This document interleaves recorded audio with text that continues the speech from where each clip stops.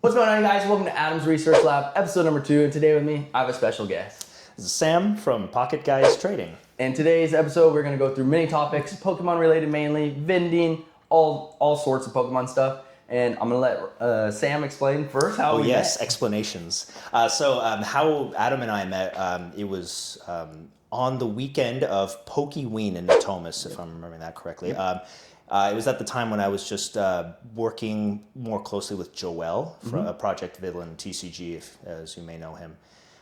He and I go back a few years, so when I got into vending and I found out he was in the space, I would ask him, like, hey, can we split a table? Pokeween was coming up, so I thought, hey, I don't have the hundreds of dollars that these vendors ask for, so I asked him if he would split, and we got one of the premium spots, which, funny enough, Joel will remember that day fondly of how he was promised a premium location in that set, and we were brought all the way to the back of the wall. All the way to the very back of the place. Yeah, just, nice guys finish last, I guess, which is the end of the hall, the last guys, but lo and behold, there was a blessing in disguise because that's where Joel and I met Adam for the first time. Yes, he was to our left. I believe Suit and Tie TCG, Elijah was to our right, and so was Jordan from, oh goodness, I don't know his handle name off the top of my head. It's the one with the Sableye on it. But Jordan, great guy, sells a lot of slabs that I can't afford. That's just his thing. But he was there.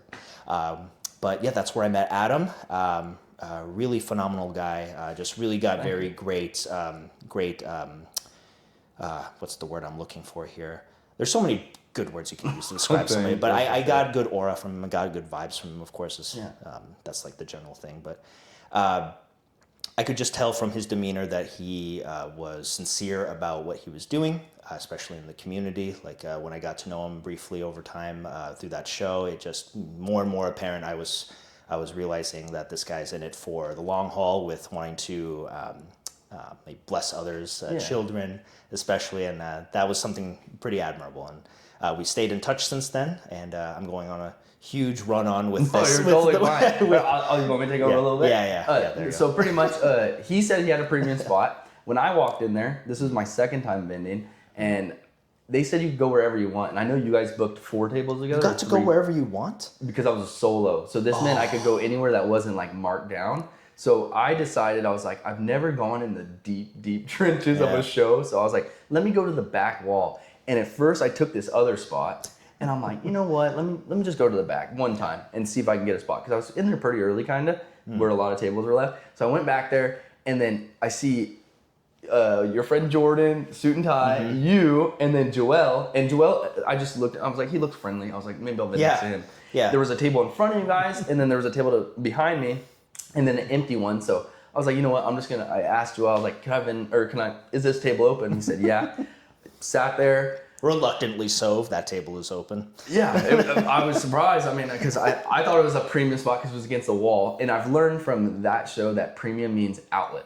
Nothing else. It means you get an outlet for charging devices or maybe plugging the laptop or a recording at the end wasn't necessary because I brought my own battery bank wherever I went. So plenty of juice for everybody, no outlet needed. But yeah, so the premium... We didn't know back then. Yeah, I learned this now. Premium spot is at the front of any show. But yeah, so I was vending solo. It was only my 4th show. And then I was talking to the camera a little bit, and Joel's right next to the camera, and he was super helpful with me and everything, trying to get the right angle for me and make sure it was good, and nobody bumped it. He's never done that to me. And then I have to have a serious talk with Joel after this. And then I was looking for my charger, and Sam, he was like, hey, I got a charger. And literally... And indeed I did. I was not lying about that. The charger is real. Yeah, but I didn't need a charger, but that's how our conversation started, and that's how we met. And now, Sam is a really great friend. I've vended with him, I think 4 or 5 times now. Super genuine guy. A solid handful, yeah.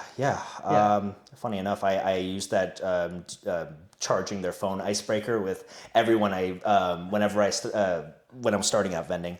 And I was trying to network. That was my icebreaker to everybody. It was like, hey man, if you need a charger, I got the juice. But that's really nice. And most people don't have a charger sometimes, like a portable charger, because they are kind of expensive. And I thought it was very nice of you. And I usually do need a charger toward the end of the show. So it was nice to know that, maybe Sam's got one, I can use it at the end. And then Sam's wife came with his baby, and That was when we really had our first conversation, and just from there I was got Joel and yours Instagram, and then Joel invited me to go vend at the Constellation Collective for like a Thursday night. Yeah, they're trade nights. Yeah, trade pop-ups. Yeah, correct. I'm learning that's the terminology, pop-up.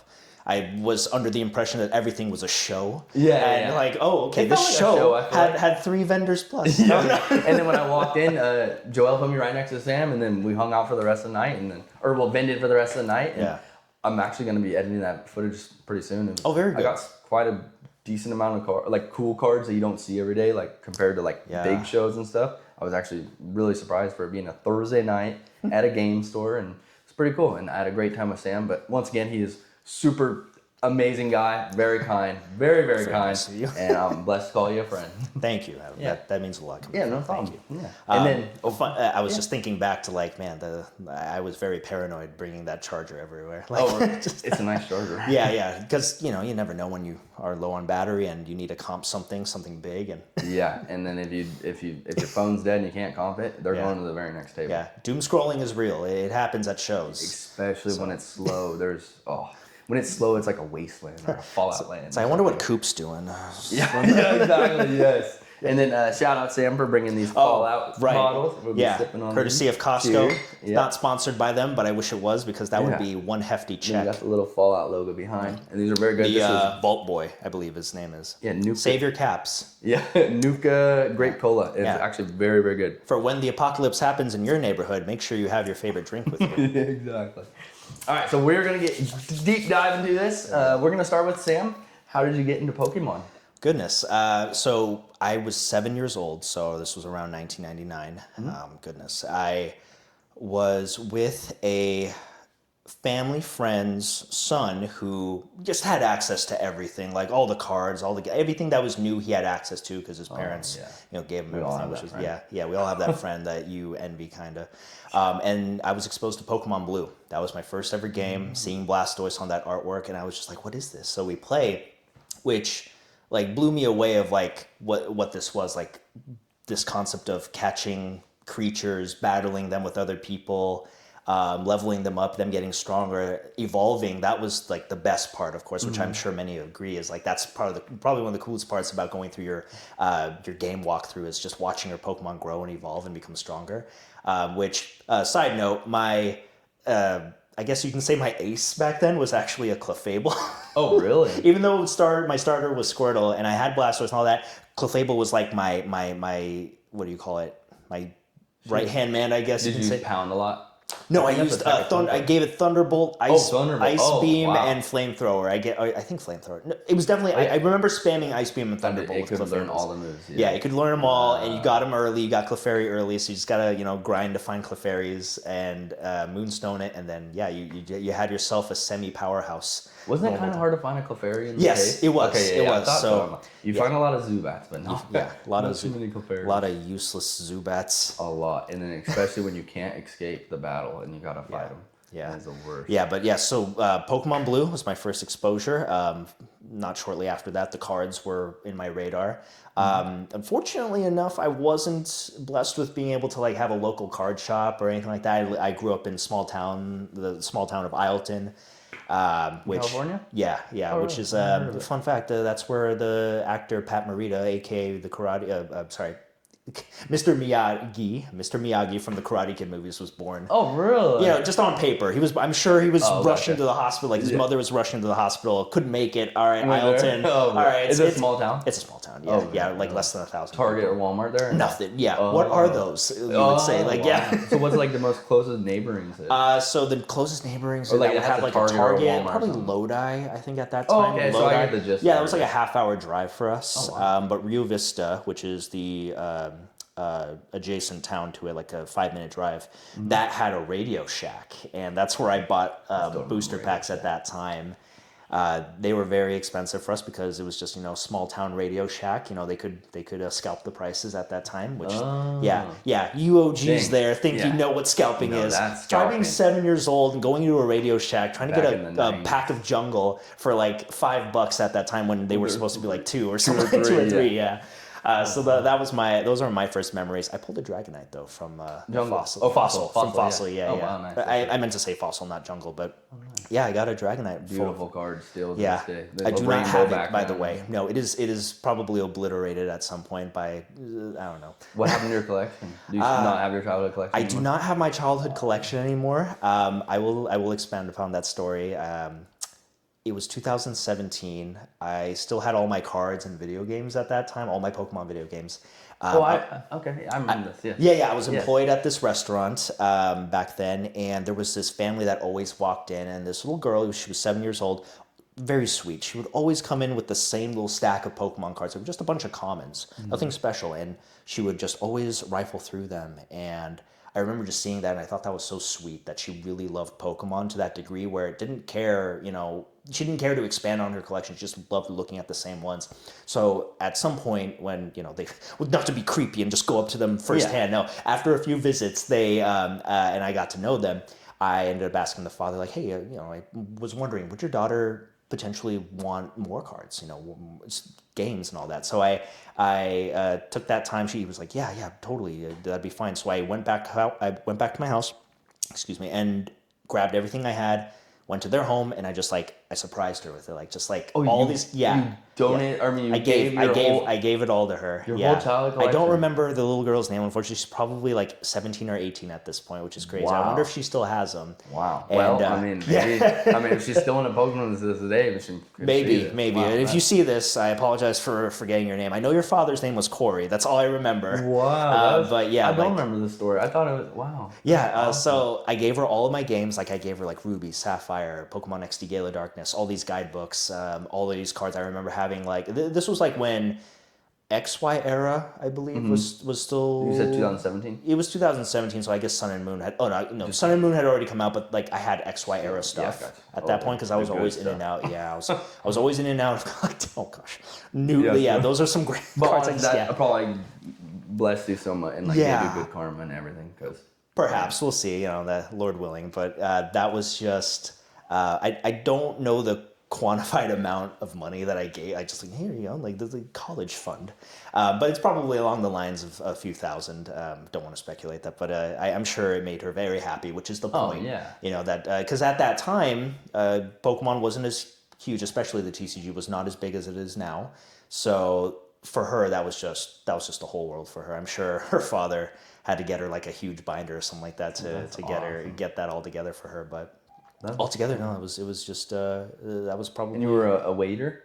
I was a busser at that time. Oh, busser. Oh, nice. Yeah, I was just doing a little part-time thing at nights. They don't let you be server right out the gate. Yeah, you have to take rigorous tests and training. You gotta bust them tables, wash some dishes, and clean some bathrooms to keep that same hourly wage.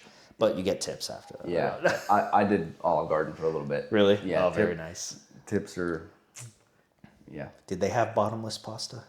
For the worker or for everyone? Oh, for the worker, I guess. No.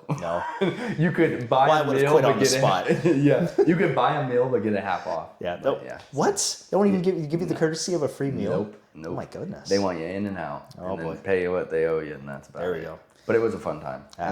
The tips were amazing. Corporate America. Yeah. Who needs them? Yeah. So, what made you get into vending? How did you stumble across vending? Great question. So before my daughter was born, and my wife was still pregnant with her, of course, I was contemplating okay, I want to make sure I have enough. I want to give more money. I want to have more money available at the time of her birth. Just do all these things, just getting her ready for life. And so I did that. I sold the collection that I had currently had, which I got back into Pokemon around 2023, early on. Around the time when Scarlet and Violet era began. You had accumulated a new collection? And Correct. sold? Okay. Correct. Yeah, I got back in. So this is what I remember. Yeah, so I mainly got back into collecting because I got into playing the TCG. Nice. Some buddies from church were playing it during Easter weekend. We were at the park and they were playing Pokemon from one of those Battle Academy things, if I'm remembering it correctly. Yeah, My buddy Sonny, he donated me 2 of those at the Sacramento car show. Yeah, there we go. And the kids' face were just ecstatic. Mind you, we were grown men. Yeah, but we were still still. Well, no, I mean, yeah, it's all right. That was my first exposure to playing the TCG. So I got myself the Charizard Battle Academy deck there, and played with a buddy of mine at our house, and I won. It was my first game, and I won, and I just felt this exhilaration of like, I need more of this. I need more. And so that's what got me into like learning the meta, and then I ended up crossing into collecting because I found out that they had IRs and SIRs, and like, oh wow, these are beautiful. I didn't realize, like, because back then in the XY era they didn't really have just these. had EXs. They had EXs. They were just the half cut arts, as you're familiar with, and that was like the height of it. So now I have this newfound appreciation because of the creativity of the card art now. The artwork. So what got me into vending ultimately was after I sold everything except for with the exception of my 151 master set and celebrations, the 25th anniversary celebration set. Those were the only exceptions where I can't let you go. Like it'll have to be super last resort for me to sell these. And I sold everything. Daughter was born. Shortly after that, I remember just holding her one day and just thinking about all the fun hobbies I want to share with her when she's older. And I'm like, it sparked in my head, Pokemon. That's a hobby I have. I would like to share that with her if she would be interested. And I thought, you fool, you should have kept all your cards to see. But then I ended up, this was around the time when I discovered that people vend, right? Like, how though? Like a video or like? Coop, actually. Coop. Coop's collection was my first exposure to the fact that people vend cards at all. Like, I didn't know about shows. Did it just pop up on your algorithm? Yeah. And actually, this was, and I'm sorry, I should backtrack. It was a year prior. I was exposed to Coop. I saw what vending was, but it was like super light interaction. To like, oh, that's pretty cool. I didn't know people did that. That's awesome. And this was before Coop got really big. I think. Like I remember his pages coming up, and there was like maybe less than 1,000 likes on it at that time, and people in the comments would be like, "Never skip a Coop video." Yeah. And I was like, "Oh, that's that." It's very wholesome, and just in a nutshell, I wanted to try vending essentially for the two reasons of one, having the resources for if my daughter were to be interested in the hobby, I would have like a collection ready for her. I'd have networking, some sort of connections with getting her what she'd like, just to make it a little easier and not have to start from scratch. And secondly, like also just as important, I really want to like give back to the children. I feel like this hobby really does belong to children. We're just kind of the ones with the money to, facilitate the flow of keep it going. Yeah, of it going. And in my heart, I feel convicted to try to give back to children as much as possible. I give out a lot of free cards from my binders. I wish I could do more. I'm just working with what I have. The upfront investment for me, like financial investment, I didn't want to go crazy all out. Like I know some people spend $10K up front, like starting it. I started with like $500. You made it work. Yeah, and I'm trying to keep it that way. I'm not trying to take too much outside income from my other business or my wife. Maybe can you buy me this car? Yeah, it has happened though. Like especially with the master sets I bought a couple weeks back. I did utilize some outside money just to like acquire them, to like clean up, fill in the gaps, and then flip. Those are and then maybe take the money back out. Exactly. Yeah. There's a solid margin there. It was just an opportunity cost, and that's something that was made aware from me from other vendors that like you have to make some smart investments. And I don't know if that was a smart investment to buy 4 master sets of a vintage era thing, but somebody might come up and say. And also you just never know. Like from all the shows, like you could have one card that you had from your first show and have it on the 30th show, and it sells that day because that person walked in and was like, I've been looking for this card. And you've had it for 30 shows, but it might have been just the 30th show that you did or the 50th show you did that person happened to walk up to your table looking for it. So, the master set could, eventually sell. Yeah, I should just like piecemeal it and just like, let's see if anyone will take the dark vile plume today. And I had a dark vile plume in my binder for quite a while. There we go. But some people like it. Good foreshadowing. I feel like there is people in the market for master sets. It's just, maybe a slower move. Right, like a slower, and I'm still the right person has to come up across it. Of course, yeah. And I'm still experimenting with what works for me. Like, for example, foreign language cards like Japanese, Korean, Chinese. Like, I don't think that will work for me at the moment. I've tried some Japanese. It doesn't push well for me. But I know there are some people who are centering on that niche and they're thriving from it. So it's really just based on what you feel you're comfortable selling and what you can kind of be an expert at. Yeah, the few times I've taken in Japanese cards, I thought I was taking in Japanese cards, and I should have looked up the number, but you know how you just know Wait the a minute. Pokemon? Yeah, and then I had to have someone at my table tell me, this is Korean. And the price difference between a Korean card and a Japanese card can be quite high, because it was a Mimikyu from, I don't remember the yellow borders. And yeah, I took yellow borders. Big loss on that one. I've taken a couple more losses, and I finally was like, okay, when it comes to a Japanese card, I will look up the number cert on the bottom and look it up, and if not, then I just won't take it in. Gotcha. So, yeah. But yeah, you got to look for Korean, Chinese, Japanese, English, obviously, and then there's one more, I think. Oh, there's actually a couple more. Spanish. There's French cards, but yeah. the old school ones. Sorry, everyone. Sorry, we don't leave you we guys didn't out. mean to exclude you. Lo siento. Yeah. No, but I don't know German enough to say I'm sorry. Me either. Yeah. I am part German, but I don't have any. Oh, I very don't nice. Know any. Yeah. Well, you hide it well. Thank you. Italian, Irish, German. So I have always been curious on this, and I haven't actually asked you guys, but how did you and Project Villain, which is Joel, how did you guys meet? Yeah, actually, it was well before our involvement with Pokemon cards. Nice. Yeah. No, we met in the fall of 2019. Just before the lockdown. That's crazy. Before COVID, we met. And he was working at the Costco that I was working at. I worked within a company called Wireless Advocates, the cell phone kiosk guys, which that company unfortunately went out of business in late 2020. And I don't want to cut you off, but real quick, can we tell them who Joel is? Oh, yes. Yeah, Sorry. Joel. So Project Villain TCG. He is a longtime... how would I describe him, I guess? I was going to say longtime Pokemon fan. Like, I know he's always loved Pokemon, like the games. The TCG, however, and this is just coming from him, and it was very wholesome of him to say, it was very kind of him to say, he said that I was the one who got him back into Pokemon, collecting, which was very, very kind of him to say. That was a very heartwarming statement, that I somehow influenced this man to proceed with the career path he's on now.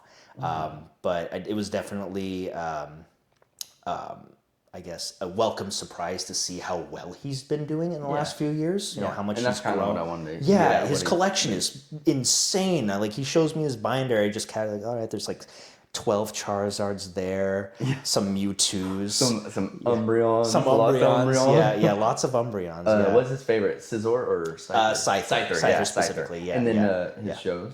And his shows, he's been hosting a lot of pop-ups, and more recently the larger my definition of now a larger show of like where it's I guess what would the average be, like at least 20 plus vendors at that I point. would call it Joel is putting on an event now. Like I wouldn't even call it a show. Yeah, Gotcha. Okay. The first one he did, I think there was 40 or it had enough vendors where it was full, and it was a little bit slower, and then they worked with Constellation and Sipping Game. So Joel hosts events here in the Sacramento area where we're all from, and a lot of people watching this are probably from the Sacramento area. That's why I wanted to kind of touch on Joel. But thank you, and thank you for expounding upon that. Like I actually haven't attended any of his events yet, like those larger events, because a lot of them have been conflicting on the weekend, like on the Sunday, or like something that I'm doing on a Saturday, I just can't make it. So it's exciting that I will be at his on the 20th. Yes, I am going. 28th and 1st. Not the 1st. I will only be the 28th. Okay, gotcha. I'll only be on the 28th, but it'll be I didn't nice know to that. actually go to one and just be a part of this new partnership he has with Sipping Game, and like having that vacant building across the way. That's exciting. I'm very much looking forward to that. They're hosting amazing events for the community in Sac, and fair prices for the vendors for us, because I will say he's working extremely hard, because of course he works full time. He has 3 children, a relationship. He has to return my texts, so he does a lot for the community too. You know, like he's out there just hustling when he has the free time. Yeah, he's sacrificing so much just to give us an environment to collaborate within this industry, within this space. So I think he's doing a fantastic job. I think he's worth paying attention to in the future. I very much feel like he will continue to grow and aspire to be like a very well-known name in the space. I think so too. He's doing. Joel, great job. Yes. Just don't raise the fees on me in the future. Please. Just honestly, the fees have been nice. The first show compared to this last show, I think it was 2 weekends ago. They are doing a phenomenal job. That's good. It was so packed that it's like there wasn't, like, you couldn't take a break. I mean, luckily Beth came and watched my table for me so I could go to the restroom. But I mean, I was like, I'm sorry guys, I gotta go to the bathroom, but it was nonstop. Sometimes you gotta go. Yeah. Great. And I don't have anything for that. I got the power outlets, but I don't have anything. I don't have the urinal. I have nothing else. I have nothing else to bring. Oh yeah, they're hosting a great event for the community. But do you want to finish your story on how you guys met? I was just I wanted to genuinely know. Yeah, it was just we were forced to meet. We worked together. In the same? Was it the same? Yeah, so he was in this. He worked. But how do you guys know you both did Pokemon? Over time, like I think it was just conversations of because this was when Sword and Shield the games were coming out, nice. And I think it was just in passing of like you can get Sword and Shield, man. Like I love Pokemon. Like no way, me too, man. And we started saying like we did the whole trope of like what's your favorite dinosaur, Velociraptor, all these things like. Dude, that's awesome. No, I'm referencing Step Brothers. Yeah. I know that's a little old. Oh gosh, that's 2008, was it? Oh gosh. Are we best friends? Are we best friends? Did we just become best friends? Yeah. Yep. I know some of the scenes. We bonded over just the Pokemon games. We didn't have an interest in cards at that time. Mm-hmm. It wasn't until the Christmas season came around and we did Secret Santa and I got Joel. So I gifted him a it was technically one of those premium collection boxes at GameStop back when they weren't GameScalp, and they were they were selling them for like like $25 for like a reasonable amount of product. Probably it was like a Score Bunny promo box because I knew that he wanted Score Bunny as his starter for Sword and Shield, so I'm like why not get that started? That's very and I got this lightsaber. Ice cube tray, for my Secret Santa. So no Pokemon cards, but it's nice to have my ice look like a lightsaber. Oh, nice, that's cool. For my white elephant, I got the big marshmallow Pikachu. Nice. I brought it, and then my dad opened it thinking it's something cool, but he's not a Pokemon fan. But so he got stuck with it, and then when it was my turn to go, I went and stole it, even though I brought the gift. And then my little shame on him. My little nephew took it home. So force him into the hobby. That's what I do. I try. It's not too easy to get him in there. My mom's into it, but not my dad yet. Yeah. So how many shows have you done now? If you had an estimate. Yeah, goodness, I remember counting them like just because it was so new and like special. You just kind of. I think I'm on the realm of. Yeah, I think I'm on the realm of just shy of 20. I would say. Oh, nice. Yeah, in the last. All Sacramento, right? All Sacramento. Yeah, I would love to go to SF or San Jose, those places, or I don't know about like not flying. Fairfield. Was it? Not Fairfield. Not Fairfield. Thank you, Josh from Rock Tunnel TCG for warning me. No, because I did think about going out there, but then I was forewarned about what to expect, and like, okay, well, I'll trust your judgment since you've been in the space for 4+ years. I wish I would have talked to him. But no, like being able to travel to like SoCal or other parts of the country would be very exciting. I feel I would just need to like get the inventory to justify it, and plus my wife is. She loves traveling. Same, my girlfriend. Yeah, I'm a homebody. That's our polar opposite there. And I would tell her like, hey, if we ever do shows, like we'll make it a week thing. Yeah. To where I'll do the weekend show, and then like we'll go, see whatever landmark this place is famous for, and go from there. You like national parks? I like them. Yeah. Like Yosemite was the most recent like big one we went to. That was oh gosh, that's a whole different story I'll tell you about off camera. But it was rough. Like, rough. We were fine. It's just like it was rough in terms of a travel route that we ended up taking. Oh, then you made yourself maybe? No, we followed. We trusted our GPS. Oh. We trusted you, Google. It didn't pan out right. It panned out almost like how would I compare it to? It was definitely could have been a scene in a horror film, like how scary the route was. Oh wow! So kind of off road. Yeah, we'll get into it slightly. Yeah, like you ever see Wrong Turn? I was living it. Oh wow! Except for the weird hillbilly stuff. It was just literally the wrong turn. But anyway, that's a different story. But in terms of how many places we've been to, I'd say it's around the ballpark of 20 or so. I'm sure I can backtrack it. I have it on my calendars. Yeah, I feel like some people like kind of get into it, maybe do a couple here and there, and then maybe it's not for them and they get out of it. But 20, I think, is pretty solid. I was very aggressive at the beginning, just trying to get every show I can, just to like get the experience, get the networking, and like just figuring out how it all works. Because I decided to just go in like guns blazing, like let me just figure it out.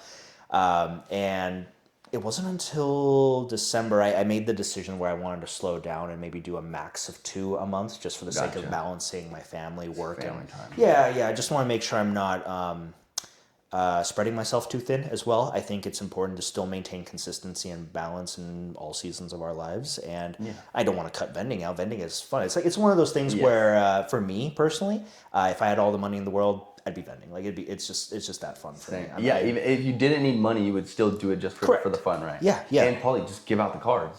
Exactly.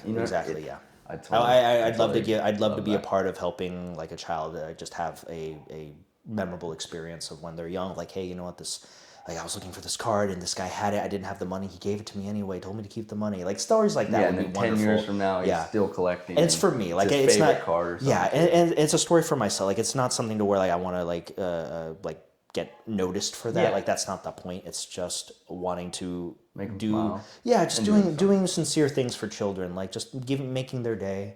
And they'll remember you, but they won't like. They'll probably never see you again, like as you get older, kind of thing. So it's like one of those things. Like I remember this one guy, he was so generous that he gave me this card, and now I've never seen him again. I never see him again. No, that's nice. And like honestly, one of the best parts of vending is like, even if it could be $1 card or a $5, like the kids smile at the end, or like how their reaction to it, they're just so happy and like grateful and like. It could just make a kid's day. Yeah, and back when I was collecting, I wasn't looking at market value of things. Like even recently, when I started collecting back in 2023, I just got the card because I liked it. Yeah, that's really what it was. Yeah. Do you still collect like that? I do. For your PC. Correct. Yeah, which my PC is very small, as you know. But it's mostly inventory. But PC. Speaking of PC. Oh, that's right. Wanted to surprise him. Oh, there you go. Sam, I took this in, I think in a trade or I don't remember. Someone sold this to me and brought it to my table and I posted about it and Sam was like, "That is the gold dingo." That is the gold dingo I love. Yeah. And you like play. I got it. PSA 8 now. Like play. There you go. Thank you, sir. sir. Thank you so much, my friend. Gold dingo, guys. Like That's the last one, right? Yeah. I have the other arts of him and Gimme Ghoul and even the play stamp of the normal EX that you get in those prize packs. I have one of those, and that completes the 4-slot binder. Cool. Thank you so much, brother. Cool. Thank you for blessing me with this. I don't know why. Honestly, it's an awesome card. It's cool. I mean, he's just a Pokemon Even made the other of money. one's pretty cool too. Yeah. It's a different Pokemon, I feel like. But I liked it. Like out of all the new Pokemon, heck yeah. Oh yeah, and I didn't show this last episode. I just want to show you guys just in case you never saw it. This is a Kabuto tube. It's like got the dome fossil. Yeah, Tabuto. Tuboto. And it's just #Tabuto, everyone. Yeah, this is my favorite card right now. I didn't because I want the Mewtwo, but $400 is a lot for a card. As far and as I didn't pull it when I was younger. So it's a promo or no? Or it's out I have no idea. I've never seen that card before. Not the Mewtwo. The Mewtwo is out of a the GX one. Yeah, that was a pull. Yeah, that was in a set. Yeah, never pulled it, and I can't justify paying $400. Yeah, as far as tubed Pokemon go, like this is the best one. Yeah, I love this one. As soon as I've seen it, of all the options of Pokemons in test tubes. Yeah, right. There's two, and I went. And this one's actually super. If you go on eBay, there's only like maybe 3 or 4 available. There we go. It's not like low pop count. Yeah, better put that in a I would never sell acrylic it. Case. Yeah, I would never sell it. That's my favorite card right now. There we go. In my whole collection. Well, awesome. Well, congratulations. Yeah, thanks. Yeah. The Goldango card, like Goldango is one of my newer favorite Pokemon. Mm-hmm. I can't believe people kind of ruined it for me by saying he looks like string cheese. Oh, I eat string cheese. Yeah. That's one of my favorite snacks. I didn't even think of that until now. Yeah, I didn't think that either until someone brought that up to me. I'm like, thanks. Yeah, I kind of see, or like the sweet tart Twizzlers, the things that because it has like little circles in it. But yeah, hence the missing coin tooth. There's something about your vending that I don't typically see, and I think it's pretty unique and cool. You have a cash register box. Oh, that yeah. It's just a way for me to organize the till of like knowing what cash comes in and what goes out, because like I go in with like, okay, this is how much money is in here. Here are the denominations I had. Like I just pre-write them down, and then I have like another envelope to throw the incoming cash through, and then I would just do the math later. So it's strictly for change. Yeah, it's strictly change to buy out any like cards that come in. I'll just have that going with me, because I tried the route of having the fanny pack, and it was a little too disorganized for me. That's just me. Some people don't care about that, but it was just something I was more particular about, of like having quick access to the denominations, but also a way to place incoming cash in an efficient way to where it doesn't really commingle much with the buying power I was going to have. It may sound silly, but I think it sounds pretty good. I understand it, because once you get money in, like I have mine in order 1, 5, 10, 20, hundreds, but soon as you start taking money in, there's no time to scroll through and put it right where it goes, and then it's just a blob of like 5 to 20 to 1 to 1, 1, 5, and like So I think that's actually very smart. It's just a little bulky for me. You reminded, that is the trade-off. You will have to sacrifice a little space. That's why I put it like in a disclosed location, not at the table. But you brought up something that made me reminded me of my first show, which was back at the Portuguese Hall on October 4th. That was a Saturday, day after my little brother's 17th birthday, and I overly prepared, I guess. Really? I overly prepared with my cash. I had $200 in ones.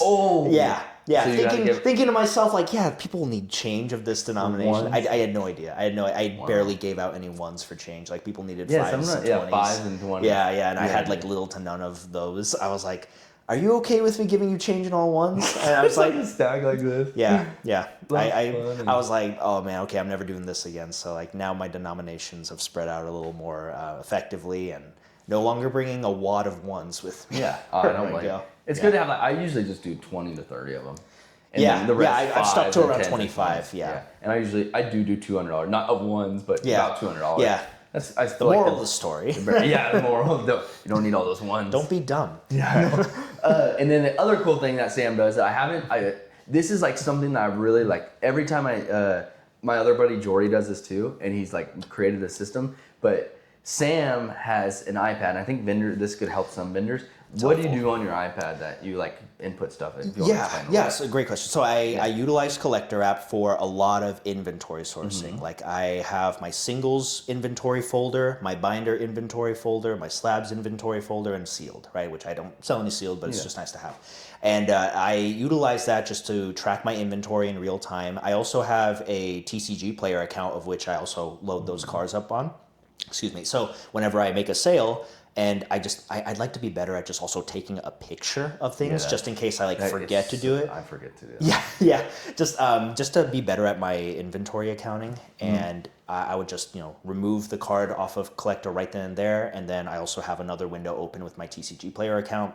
Search for that card in my inventory and remove that, just so nobody tries to buy it, and I have to give them that awkward message of this card has already been sold. Too late. Too slow. What is the part where you input because I feel like I've seen you do like a chart where you input the money and win-loss. Yes. Or not win-loss, but profit. Little calculations through spreadsheets. So, spreadsheets. So that was just way too much stuff, way too much input for me. And thankfully, Collector had improved upon their platform by adding in what you got it at. What you got it at, which I actually have not been utilizing that, so I need to be better at that. But I have been grateful that they added in the whole conditions range, like the nearman, all that. They did that on the phone, but they didn't do that on the iPad. So they finally incorporated on the iPad, which made me feel more inclined to just bring it with me. Actually, before my first show, I bought an iPad stand, like this, it's like a heavy weighted thing, a platform. It would just it'd be a standing stand to hold the iPad on. So like in real, if someone comes up to the table, and this was back before I priced my cards, I would just they could scroll through. I wouldn't let that. Gotcha. Okay. I'm not that trusting yet with strangers, but essentially, whenever someone would have a question about what the card's going for, I just quickly have my iPad's at eye level almost, so I can just do that. They can literally just see and then right I can there. Turn in here. Show you, but then I realized that might be too much to because when I thought about it, okay, is that too many things around my table? I already had the camera set up at that time. I feel like that's a cool idea, and could be. I mean, that's they're cheap. They're $20. Because I mean, I feel like that's a good combatant to stickering cards once a week. Because if you don't know, as a vendor, if you're re-stickering your cards once a week, if you have 500 cards and the price changes on even half of them, you're re-stickering 250 cards. Fair enough. In a week, or maybe if you're doing 2 shows, you have to do it twice. It's a lot of work. What I've been doing with stickering before shows, I have all my cards, all the singles that I'd have on display, they just have the blank sticker ready to go. So on the day of, I just write them down. As I set up. So it's not an extra step for me.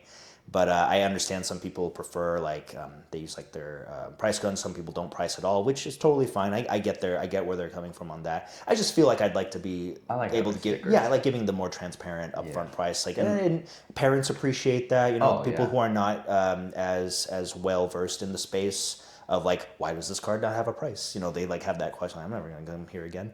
But I feel like it just helps them out, helps things run smoothly. People are like, I want this card, this card, this card. Boom, and boom, there you go. And then if you don't sticker your cards, you could run into a circumstance like my last weekend, no internet.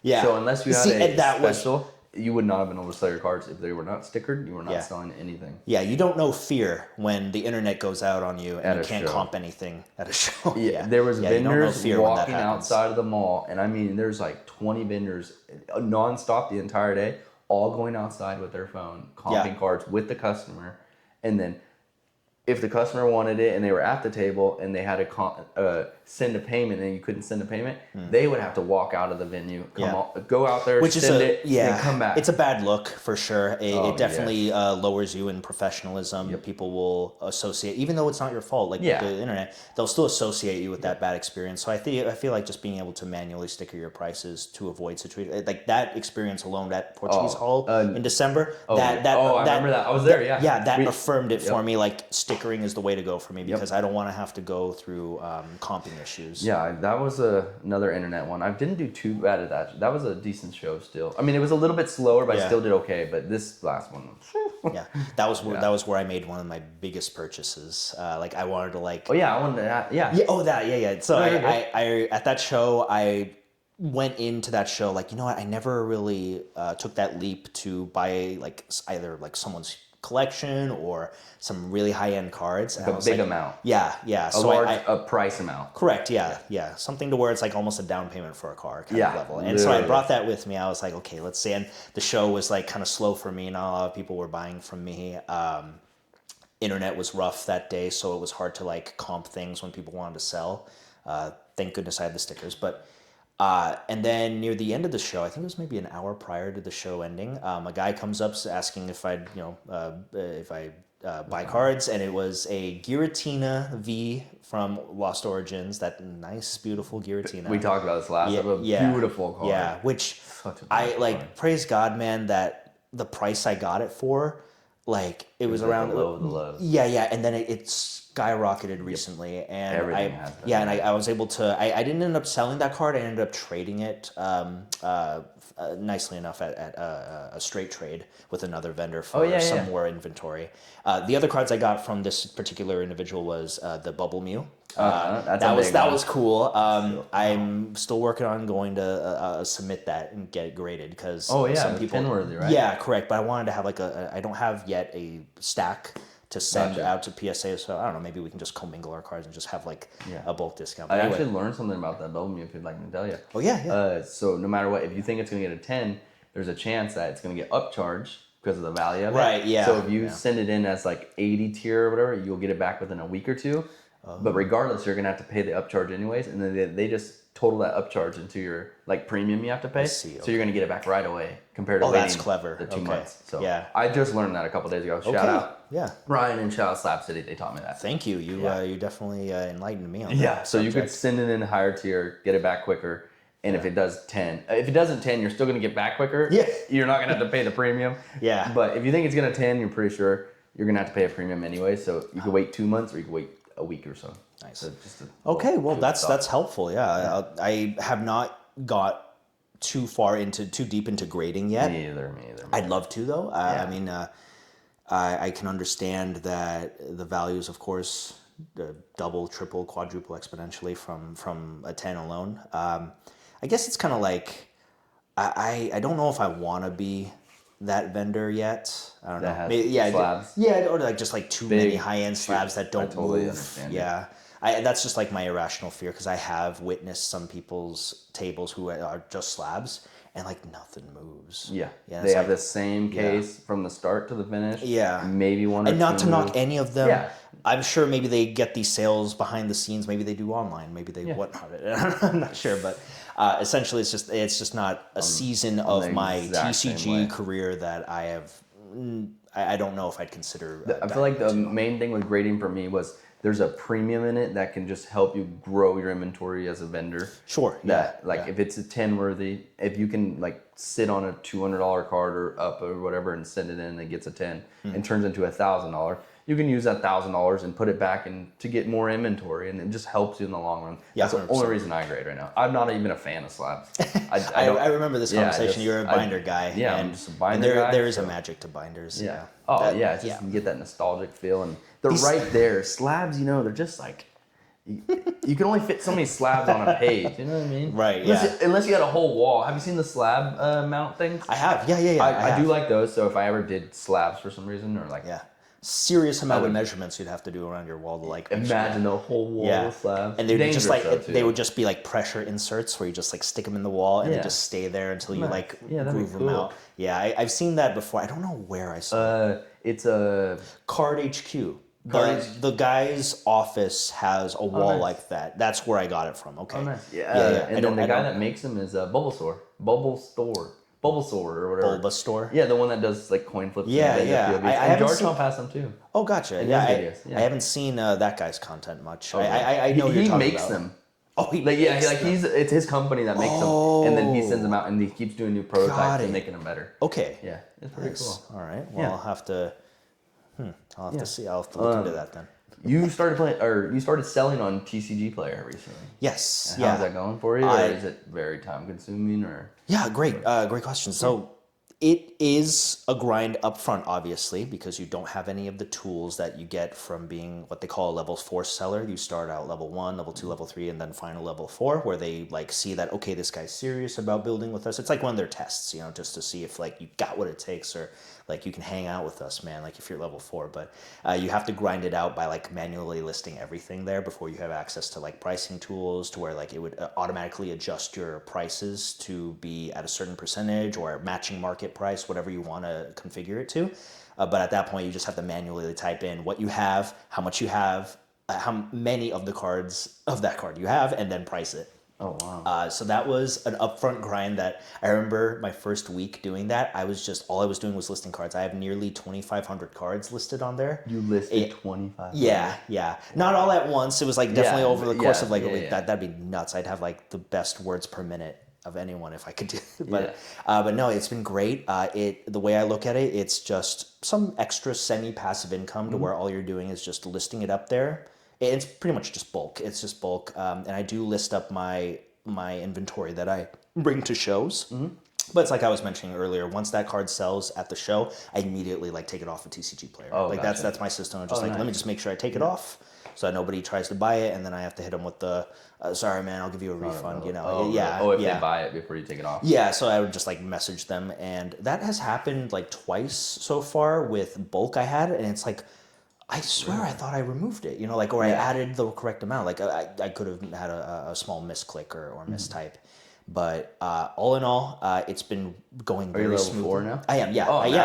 I posted it on Instagram, actually. That was my first post where I just I just thanked the Lord for I did. I saw it. Okay, I remember now, I had only 25 orders at that point. It was like December 30th or 31st, and I had this goal, like I'm going to be level 4 within my first month, because it's doable. You just have to kind of grind it out. And I only had 25 orders at that point in December 30th. And I was like, I'm just grateful to have it's just a blessing to be able to work, and just like be tired doing the things that God wants you to do, and dude, it's amazing how God works. He blessed me with 26 orders on the 31st, and then January 1st. Like I was able to hit level 4. Oh, nice. Within that time frame. And what is level 4? It's selling. So it allows you to have unlimited listings, because you're limited to like, I forgot what the so you got to really pick and choose what you want to list. Correct. Yeah. So like level 1, you can only list, I believe it was 500 cards total, and then that amount. Yeah, it's a reasonable amount, but then you can't like list like anything you want. You have to like really be conservative of like, okay, these cards are nice, but these cards sell. These are more liquid bulk. And level 4 just gives you, again, the pricing tools, the unlimited listings, the option to be a part of TCG Direct, TCG Player Direct and Pro. which are just extra like tools. Yeah, tools. direct is where like let's say I sell a card, let's say I sell the Giratina V on TCG Player. Yeah. Instead of me shipping it out, to them. No, direct ships it out to that customer. So you ship your stuff to direct and they ship it out. Correct. That way I don't have to worry about shipping it out like in a timely manner. I can just like TCG Player will do it for me, but then like at the end of the month or something, I have to then send them the bulk of everything I sold like all at once to them. Oh.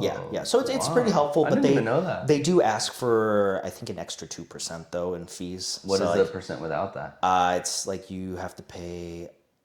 I can't remember the they're increasing it by the way by like 0.1% or 0.5%, excuse me, and I think it goes up to 13 or so, 13 and a half. Yeah, eBay I think is 12 or 13. So actually eBay's more than that I think. eBay I don't remember what eBay was. I sold a Gengar for $330 and I got $280, so it's math the $50 difference. We're looking at well, I mean it's also based on how much you spend. Oh, gotcha. Oh, like tiers. Or like levels? If I'm remembering correctly, because I sold a handful of things on eBay back in the day, and I'd have to revisit that and really get those numbers down. But essentially, just to summarize, TCG Player is great for like getting started on a platform. I do have intentions on migrating over to eBay a little bit more, maybe for higher end things, and maybe keeping TCG Player for like playable bulk. I think is like where the market is mostly with them. Just for people with decks. Or like that are playing. Which I love playing the TCG itself. I do love the game. The game is very fun. I have the mobile TCG Live app, and I'm using a Mega Manetric deck right now. That's just like, it's dominating. I love it. Oh, really? Yeah, I love it. I barely Did you build it yourself, or is it one of the ones they give you? It was something I saw online, and I added like small changes to it. Nice. Especially now that Ascended Heroes is out, I threw in the Mega Electros in there, and like it helps do some like late game snipe or early game sniping if I'm able to pull it off. But anyway, so TCG Player, I would say is a good platform. I would say it is a good platform to sell your bulk. For me, that's just my system is selling bulk online because it's hard to do that. Hard to do that at shows, of course. Oh man, selling bulk is.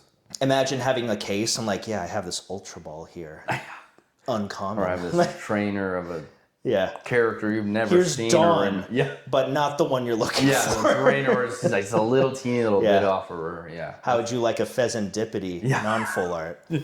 I got that for you. With no background. So it's a good way to get rid of your bulk and make a little bit of passive income through that, and it's just nice. It allows me to have some extra money to reinvest back into it. Like I definitely want to invest in like the thermal printer just to like save money on stamps. What do you call it? And especially for eBay too, they would benefit off a thermal printer and the Fujitsu scanner to like upload all the cards up on eBay rather than me manually doing it. That's pretty neat. Yeah, there's some software out there. TCG Automate is what it's called, where it's strictly designed to help you post cards on eBay. So it's made for posting cards? Yeah, it was made by someone who, I believe the guy's name, his name is Angel from Gem TCG. I believe he is the creator of that software, and he sells that as a service, like a monthly premium service. I've seen a YouTube video on something like that. Yeah. That's awesome. That's actually where I got my education on TCG Player through him and Pokepastor TCG. Those are two that I follow when it comes to like trying to help build an online presence. And when it comes to selling sealed online, you definitely just have to have your own store. Like you have to have your own website to sell sealed. Oh, gotcha. Yeah. How come? Because of like fees and stuff? Well, not only that, but it's like when it comes. Actually, I'm sorry.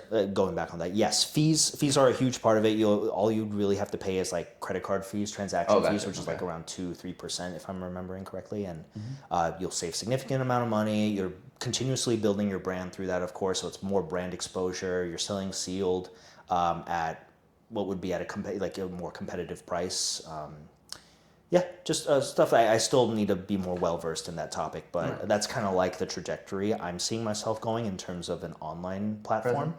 Just like, and I need to be better at social media. I'm so impressed with you and everyone else around. Like, everyone's so good with their social. Like me, I got one post. I sometimes do a story, and I think I didn't even look at it last night. I think I had less than 50 followers, something like that. I don't remember what you had, but I always, for some reason, when I go to tag you in something or go to message you, I always put Pokemon instead of Pocket.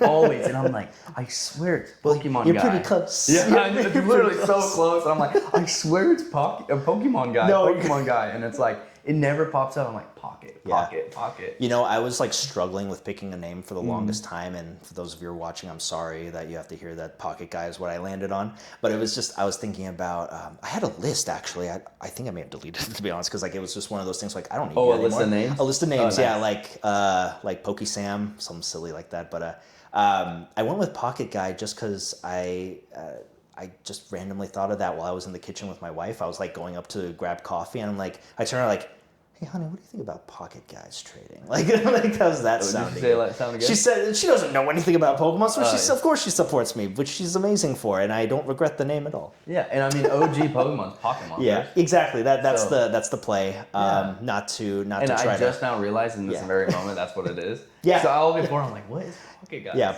Pocket But that Monsters, totally makes sense. Literally, that's a Pocket Monster. Yeah, I'm just a guy with pockets, man. I'm just a guy. That's pretty Just cool. a guy with pockets who loves Jesus, and I like Pokemon, man. Nice. That's all. And then I didn't mean to cut you off a little bit ago. But, you're fine. You had Garatina and Mew, and then I Oh totally yeah, went the to other next two segment. cards. Sorry. Yeah. It was two other cards. It was the Glaceon SIR from Prismatic nice. and the Mega Charizard X promo from the UPC. And then what was it like taking into those big cards? Because I mean, For me- let's say other people like vendors watching this, maybe Yeah. they haven't taken in a big card yet, and I just recently did this too. So Yeah. what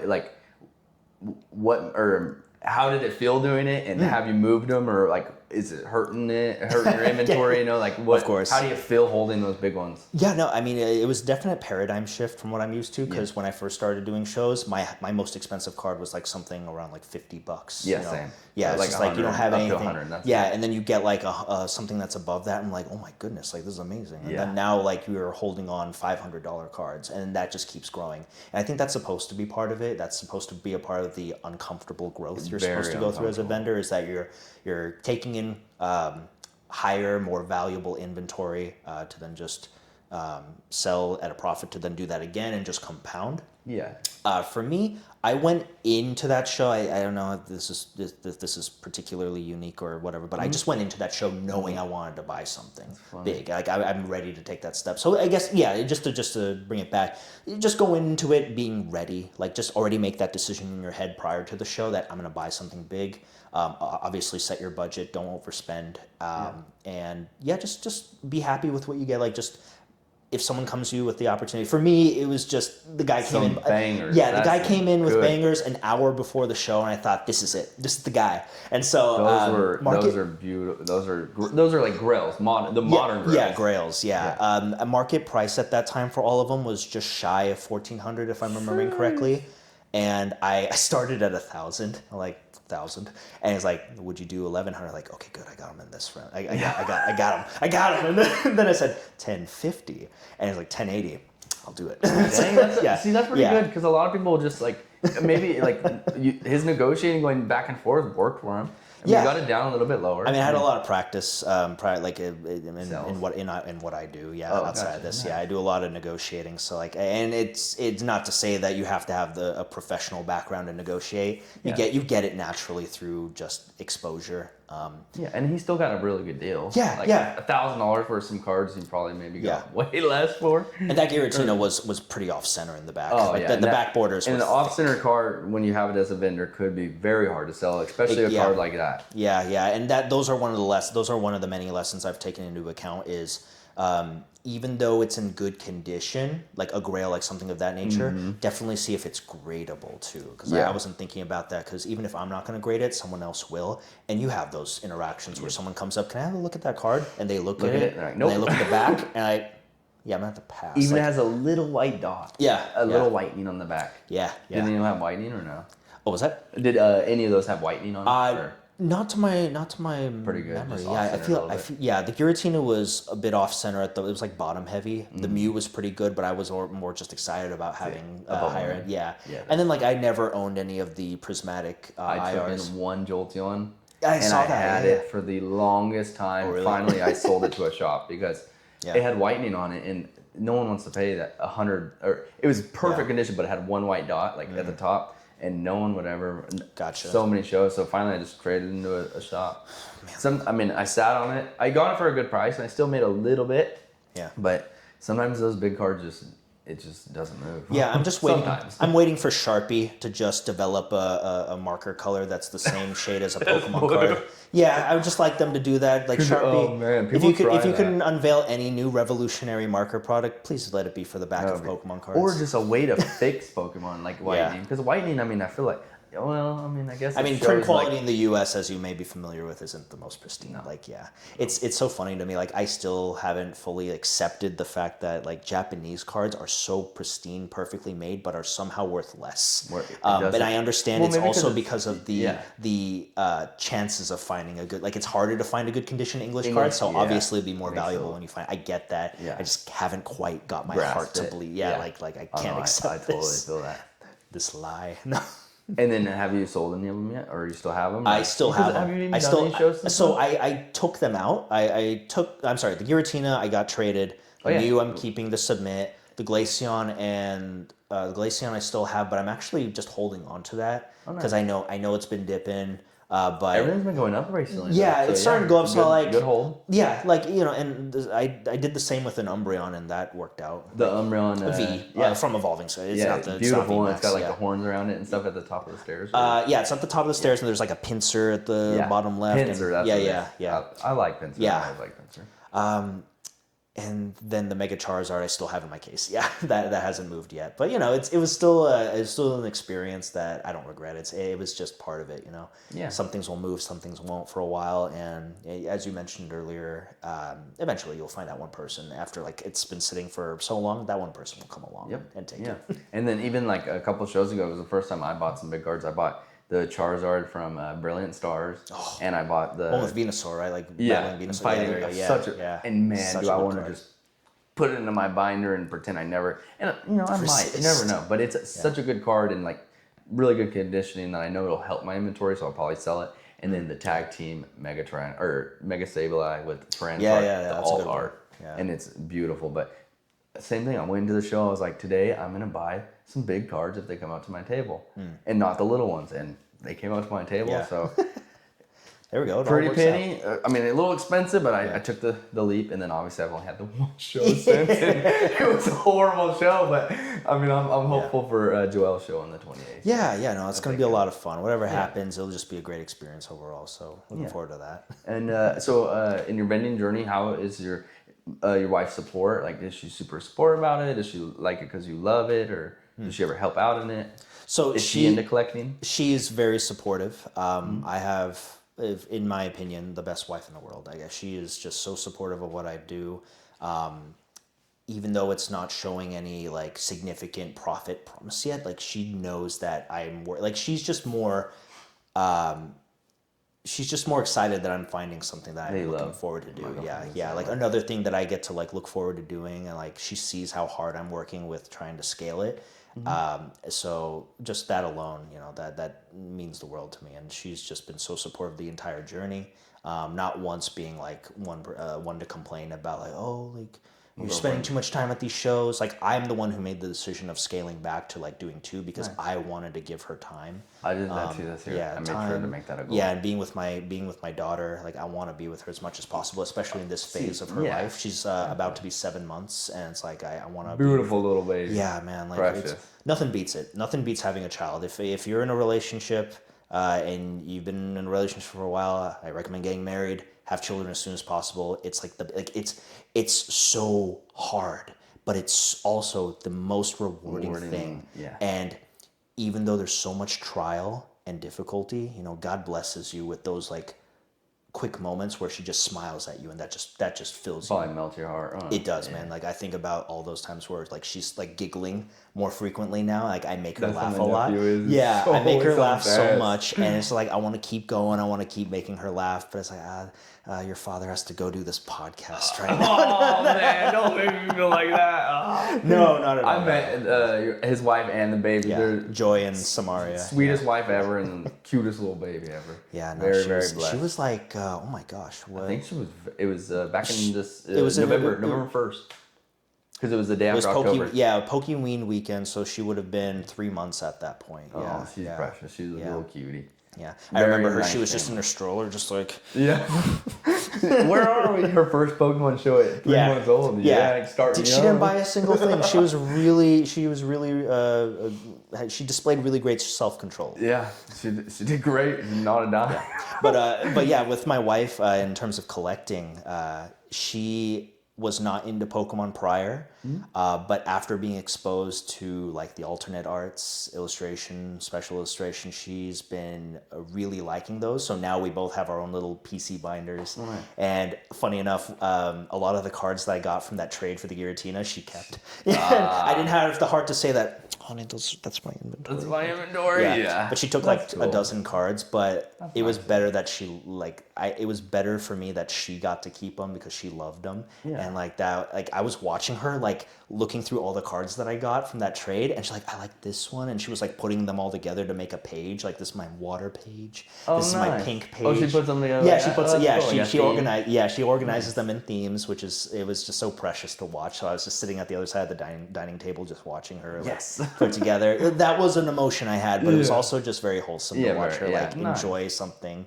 And by the by, like I remember reading this thing. I don't know how accurate it is. You know, it's just a subjective research of 80%. Like if couples who like both like Pokemon have an 80% chance of like staying together. Oh yeah, if they both like Pokemon. I believe it.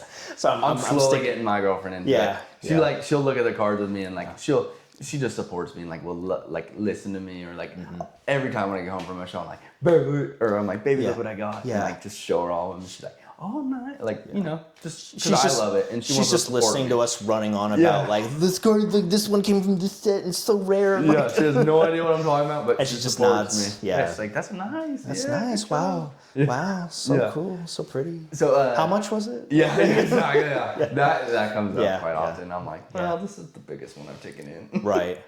All right, guys, we are back. I took a quick break real quick. Had to go to the bathroom. And we're just going to get right back into the topics. So, Sam, what is your favorite Pokemon of all time?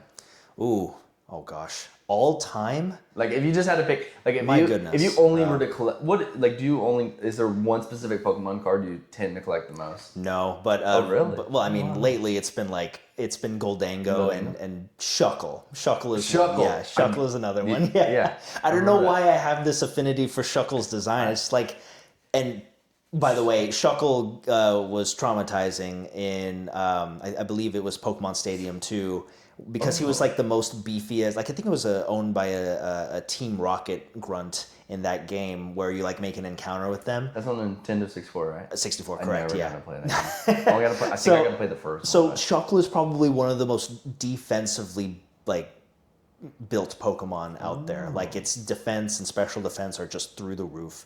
Low everything else though. It's horrible at everything else. So you'd have to like give it toxic and protect. So it would strategy is to poison the opponent. It's just super bulky, but then you're also protecting yourself every other turn. To not get hit. Yeah, so you have to play the waiting game on that, and that just stuck with me. And just hope toxic takes them out. Exactly. That's exactly So it's a passive chip damage. Did you learn that through playing the TCG game? The Pokemon Stadium 2 game. Yeah. But for some reason, Shuckle's always stuck in my head. Like, it's Stuckle. Do you remember finding it in Pokemon Gold and Silver when you go to the island? Yeah, Don't you trade for it? Or that's the thing I like. That's my one gripe, one of my many gripes with Pokemon games is when you do a trade and they give you one that's named already. And you can't change it. Yeah, it's like in game when you find the guy. The name Raider, which they didn't introduce that in Gen 2, so I had to hold on to the Shucky. What? A Shucky. It was called Shucky. And I am not a fan of Shucky, so I did not like that one. I actually now remember that. What were they thinking? Never.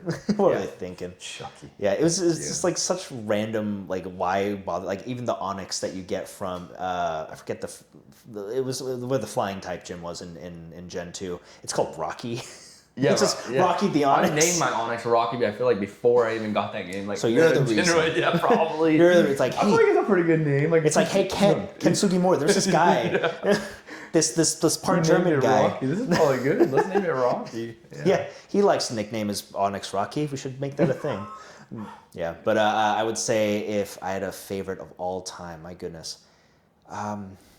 Well, I mean, Blastoise is my like OG. I mean, it's a giant turtle with guns on its back. Yeah, It's you can't just really beat it's that. cannons. Hydro pump. Yeah. Why it's not water steel yet? I don't know. Like you would think that it would just inherit the steel typing with metal cannons, but That does make sense. it can learn flash cannon though, so I'll take Yeah, it. that is good. And then if you had to build your top 6 Pokemon, you could even take it from a game they used to play, or like maybe 6 you always into. Okay. Or you can just do 5. I'll try to omit Blastoise because I don't. Let's see. So another starter I really like is Trico. So I love Sceptile. I love Sceptile. I love it, yeah. I played him in Emerald back in the day. And it's funny because my wife is actually afraid of geckos. Oh, and really? Trico is a wood gecko. The wood gecko Pokemon. Oh, wow. So I want to one day, surprise her with a room full of Trico plushies, just like in the dark. So she flips the light switch and there's just hundreds of Tricos staring at her. That would make my day. But there's Sceptile. I love Metagross. My favorite pseudo legendary is Metagross. Nice. I just love how it wasn't like a dragon. It was just like it's just super good artwork. Super computer spider thing. Yeah, it was cool. So there's nice. So there's Metagross. I had him in my Scarlet and Violet team when the Blueberry Academy, the Indigo disc came out. Like, I'm getting a Beldum and I'm getting a Metagross out of that. So there's Metagross. I love Electivire. I love Electivire too. Primarily because of the anime. Yeah. So the anime influenced me with that because I loved the Sinnoh saga with like Paul was like the main rival in that series and his ace was an Electivire. Oh, nice. And you see it from Elekid to Electabuzz to Electivire. And I just thought it was so sick. It just looks so like menacing. So let's see. We got 3 down. Let's see. Let me think. Do you like Magmortar or no? I do. I always liked how they Magmortar. Even the cards that they put them together. I was like, this is really nice. Yeah. I mean, I like how they're supposed to be like, I guess, not opposites of each other. That well, it's just like Gen 1 and first Gen 1 Electabuzz and Magmasaur. Magmar, sorry. Yeah. Magmasaur. Magmasaur is an arc the game Magmasaur is a Paradox Pokemon. Yeah. No. It's in the video game I play, sorry. Fan made. Yeah, Magmar. Oh my goodness. Yeah. But they just never evolved and then boom. Yeah. They got an evolution. A lot of Pokemon, they just try to go back and try to breathe new life into them. Those are 2 that I actually liked a lot. Like compared to like Waking Moon and those ones, I wasn't a big fan of Wake. Walking, I already say it wrong. And Roaring Moon, No, it was a strange choice on their part to I feel like it wasn't give Pokemon. Them adjectives and the names are different. Yeah, the Iron and then the Parrot. Iron Jungus. A Jugulus. For Hydreigon. See, I do. I know all of them. It's even when I got to that part of the game, that was Sword and Shield, right? That was Scarlet and Violet. Scarlet and Violet. Yeah. So when I got to that part of the game, I was like, they're strong when you're battling. Oh yeah, they're on par with pseudo legendary stats. Yeah, I was like, this is just so different compared to all the 20 other games I played in my life. Oh, if I were to choose a regional bird on the team, Toucanon. Toucanon from Gen 7, Sun and Moon. Is that the one with... it's the Toucan one. Oh. Yeah. Oh, nice. The one that evolves from like Pikipek and Trumbeak. Oh, you like that one? Nice. Yeah, I don't know. Not a lot of people talk about Toucanon, so I want to be here to talk about it. It's not because of Toucan Sam. All right? That's completely separate. I do like its design, and I just love how he's just angry. I don't know why I find it funny, but also like... alluring enough to where I want to have it on my team. It's just Toucanon. Its facial expression just kills me. It's just staring at you menacingly, like it's always angry at you. And the fact that it has its signature move, oh gosh, I'm forgetting it. Blast Beak. Yeah, it's bird. So the beak heats up, and if the opponent attacks it, it gets like a little bit of chip damage from the heat of its beak, but then it lets out a blast. Oh wow. Yeah. Oh, nice. Yeah. Dang, nice. Yeah, it was it was so cool. What was your Gen 1 starter? That was Squirtle. Yeah, I was a Squirtle. Charmander guy. Yeah, like Charizard's cool. I don't knock Charizard. It's just like I just loved Blastoise's design more. That's all it really was. They're all great. And I've gone through the game many times choosing a different one. Yeah. I just remember the first one I ever chose was Charmander. If I were to, now we got 4 down. So we had Sceptile, Metagross, goodness gracious, Electivire and Toucanon. Let's see, I got to pick 5. I'm trying. Different. I like that. Yeah, I'm trying to spread it across all the generations. So I'm trying to go back. Do you have a Gen 2 in there?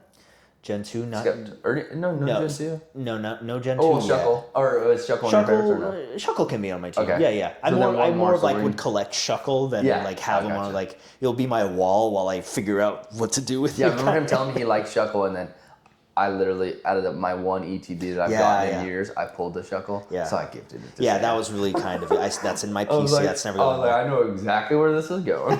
I did contemplate for a moment because you know how people are like collecting one of every like one of that specific card. I thought about like, should I start a Shuckle binder? And it's just all the same IR from Phantasmal.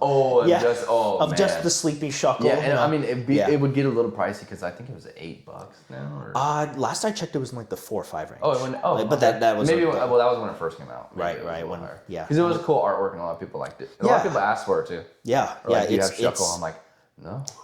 It's precious little artwork. Man. Yeah, and it's cute. I feel like it got the cute vibe too. It was like a little worm sticking out of it. What is it supposed to be? Do you know? So it's supposed to be mold. Like it's supposed to be berry mold. Like I don't know how to quite describe. Like a worm coming out of a bowl? Basically, yeah.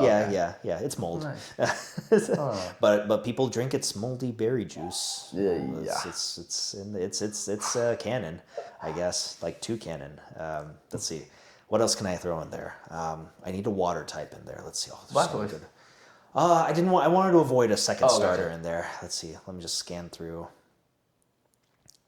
Oh gosh. Okay. Thinking. Anything from here? Anything from there? Well, I do like Rampardos, but I don't know if I like him enough. Rampardos. Shout out. Do you remember in was it Ruby and Sapphire when you? Yeah, Ruby and Sapphire. I think when you could build the underground tunnels and like build your own little secret base. With secret power. Yeah. And then go under and just dig for. Oh no, I'm sorry. That's Sinnoh. You're talking about the underground mine. I thought you were talking about like the bases. The bases. Yeah, bases were Gen 3 with Gen 3. Ruby, Sapphire, Yeah, Emerald. and then you could dive all around in the water too with a dive. Yeah, that was with dive and for sure. Discover all the stuff in the water. I played so many hours in Ruby and Sapphire. Ruby, not Sapphire. Nice. I was a Sapphire guy. Oh, Sapphire. I liked. I always was like the Ruby, and then go like all the like I don't know. It was like I feel like there was you made a choice at a young age. I did red. Actually, I got red and blue and yellow, but red to root or to. Like going with the theme of I always took the left or like, and that's I feel like actually it's left and right. You're not far off actually. That was an intention that Pokemon had, where like every version was like just a little Slightly variation different. of the red. And if you wanted to collect them all, you contrast. had to get a buddy. Yeah, that's right. And that was brilliant of them to think that in order to engage. That was awesome too. Others. Because do you remember the first time evolving your Haunter? Man. Finding Dude, I didn't know what trait evolutions was. I had the level 66, 67 Haunter? Kadabra. Oh, Kadabra. Oh, yeah. Oh, man. And I was like, why aren't you evolving? Haunter. Yeah, everyone goes through that phase of self-discovery. And then you meet that one kid at school over that has the link cable, and you're just like, what is Can we that? be He's friends? like, let me show you. Can we be friends? Yeah, and then you evolve. That was my friend Mac that had But Diamond and Pearl was the one where you went to the underground and you mined for the fossils. Diamond and Pearl. I do remember that was the last one I put the most hours into. Nice, and you kind of got out of it a little bit. Yeah. Still always bought the game and always played it, but not like I would, I guess, DJ hours. Like, played it so much when I was... Diamond and Pearl was the last one that got hundreds of hours out of me. And then after that, like, here and there. Quite a bit for the first week, and then slowly, just littler hours. Because I was growing up, high school and stuff like that. Definitely. I can't recall what game, like, really, like, I absorbed so much time into. Or really just, like, had it really consumed me. Ruby, for me, for sure. It was Ruby. I guess the last game on the SP. Honestly, it would have to just be the earlier stuff because at that time I wasn't interested in any other game. It was just like this was the game. Pokemon. Yeah, there weren't games. There was a game. Yeah, and it was Pokemon to me. I don't want to play that other game. Pokemon was life. But goodness, let's see. I'm thinking of fire and water Pokemon to throw in the team that I like. I'm just not. Any legendaries? I mean, I love Zygarde. Zygarde's a cool one. I love its 100% form. It's getting a new set too. I saw that. I think it's beautiful. Yeah, Zygarde. I guess I'll throw Zygarde in there. Yeah. Zygarde. All right. Nice. I guess I may as well throw okay. Is it gonna be a fire or a water type that gets thrown in there? These are the questions. These are the things that philosophers sit and ponder. Yeah, but no, you want a perfect sex. Yeah. I like Sharpedo. Sharpedo. I was like, I have a clip that I was editing my first short. Yeah. And it's a kid coming up and buying my Sharpedo, and he told me, he's like, this is one of my favorite Pokemon. I feel like not a lot of people like it. I'm like, I used to love it. Yeah. It's Ruby Sapphire. Yeah. And There was another Sharpedo right by it from Mega Evolutions. I told the kid, I was like, because he was wanting the expensive one. I was like, if you buy the expensive one, because he was already going to probably, I was like, I'll throw in the little, like the full art for free. So Yeah, nice. yeah, and he bought it. I'm like, here you go, enjoy it. Sharpedo lovers should have it. Nice. I'm not the biggest fan of his Mega design. I think it's kind of a little too much, too many teeth and too many like segments. I feel like I didn't even really. I feel like I didn't see that because I have it over there in my grading pile. Yeah, really. Yeah. Nice. I got one at the Monterey show, and like when you just look at the card and you're like, oh, that's fitting. Getting nice. an aquatic. Yeah, in the Monterey show. Yeah, it's cool. Yeah. So a guy, he literally opened a pack while he was there. He bought the pack for I think $5 or $8 or something. Opened it, and then I guess he's not a fan of Sharpedo, wanted to sell it, and I was like, I'll buy it from you. Ooh, Kingdra. I do like Kingdra. That's a good I do like Kingdra. It took me a second. That's nice. Do you have the promo? I used to. Like the promo? I sold that one with the collection. This was back when I was selling the collection before my baby was born. Oh, so nice. yeah, I had to let go of Kingdra, even though I really liked that artwork of it, like going up the waterfall. Yeah, it's beautiful. Well, it's a promo from what? I don't remember. Shrouded Fable. Is it the promo that comes with the ETB? No. It was these collection boxes that they had. They released both a Kingdra EX and a Greninja EX. Okay. Yeah, the ETB had. Oh gosh, what was it? What was in there? Not a popular one, I don't think. Ogerpon was in Twilight Masquerade. What was in it? People are gonna be screaming. Yeah, it was like, duh. It was Goldango. Yeah. Why can't I? Oh, Petron. Oh, Petron, yeah. Yeah. I had Petron. so many of those come to my table. Yeah. Over the last months. I'm pretty positive it's Petron. I think it is. I know which one you're talking about. Yeah. Even if it's not that one, I know it. I've seen it. It's the one where it's like in the distance, like it's kind of just hovering in the distance. And then anytime a kid would come up, I would just because most time people aren't coming up to buy it. So I'm like, you have this promo. They're like, no. Yeah, you want this. You want the last Pokemon ever made in the dex. Like 'cause technically, it's number 1028, I think. Oh, wow. And yeah, it's just mochi that can kill you. You want it? Yeah. I give this to children. Yeah. Goodness Maybe me. I shouldn't pass that one out. Yeah, what an interesting concept. Poisonous mochi. Yeah, wow, why didn't I even... Yeah, if you played the DLC, it's a mochi that like. Did you play the newest game that came out? Oh yeah, 100%. ZA. I haven't tried it yet. Is it good? It's fun. Different? It's so Legends ZA is better. I'm sorry, Legends Arceus is better. I played that one. That one is better. Oh really? I'll just say that. It's just an opinion. Yeah, just an opinion. Don't cancel me. Yeah. But I really enjoyed Arceus more. I feel like the game was just more versatile. It had many different maps as opposed to the one city, which is fine. Like I get what they were doing there. Yeah. I love how they reintroduced megas and got in some new megas. That's always fun. But when it came to experience, I think Legends Arceus they nailed it. Yeah, Arceus is the last one I played. It. The story was more compelling, and there were twists I didn't see coming. Like you betrayed. Yeah. I got betrayed, and it was like I did not see that coming from you. But I feel like ZA is fine. I beat that game. I completed everything. I didn't play the DLC yet, but I do have it. So nice. I haven't given myself time to actually sit down and play. Yeah, ZA is actually the first Pokemon game like Pokemon game. Yeah, like a main series title. Yeah. That you didn't buy. I didn't buy it. Oh, I see. Only because I've just been so busy. Sure. And I know if I get it, I'm going to take time away from other stuff to play it. That's the only reason. Because when I play a Pokemon game for the first week, I played a lot. Yeah. A little bit too much probably. Yeah, you get especially that first week. You get so absorbed in the world. I will get it eventually, but I haven't. But Arceus was the last one I put quite a bit of hours in. Honestly, I reminisce on Arceus. I think about like replaying that game, like just deleting my save file and starting again. I like when they Blood Moon Ursula. I've always liked that. Yeah. Blood Moon Ursula is sick. Not card, but Pokemon. Yeah. Who was your starter in Arceus? Legends Arceus? Oh my goodness! It's a question. There is one right answer. What are the 3 starters? It's Rowlet, Cyndaquil, and Oshawott. Cyndaquil. Nice. Yeah. Nice. What was yours? Rowlet. Okay, nice. So I chose honestly, Rowlet. I can't remember because when did it come out? 3 years ago. 20. My Switch is on my mom's counter right now, charging because I just took it out of my drawer. Yeah. Because I was gonna bring it home and then buy ZA. Yeah. But it wouldn't turn on before I left. We were at work. I was just stopping by real quick. That's a problem when you want to explore. Yeah. No, it was charging. It was just completely dead. But it didn't charge enough to turn on. Yeah. There you go. I was gonna bring it home and then buy it, but I wonder what I'm pretty sure my starter was. I didn't like the Hisuian. Yeah, Hisuian Typhlosion. It looks a little too like. Looks like they just took away mellow. from the Typhlosion and just made it like less. I don't know. They made him too mellow, in my opinion. That's partially why I didn't choose him. But I initially wanted Oshawott, but I showed my wife, at the girlfriend at the time. We broke up. She became my wife, and I showed her like, hey, which one would you want me to start with? And like, I like the owl. It looks cute. Like, are you sure? Are you sure it's cute? Yo, the grass one. Yeah. No, I love Rowlet too. Like, actually, all three of those starters were my respective starters in their generation. Yeah. So I chose Rowlet in Sun and Moon, Cyndaquil in the Johto, and Oshawott in Black and White. That was some of the best days playing Silver and Gold.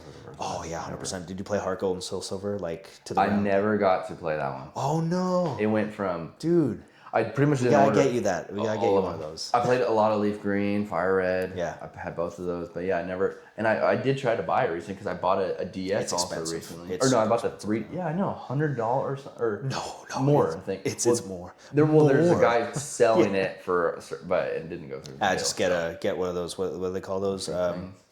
But the same graphics.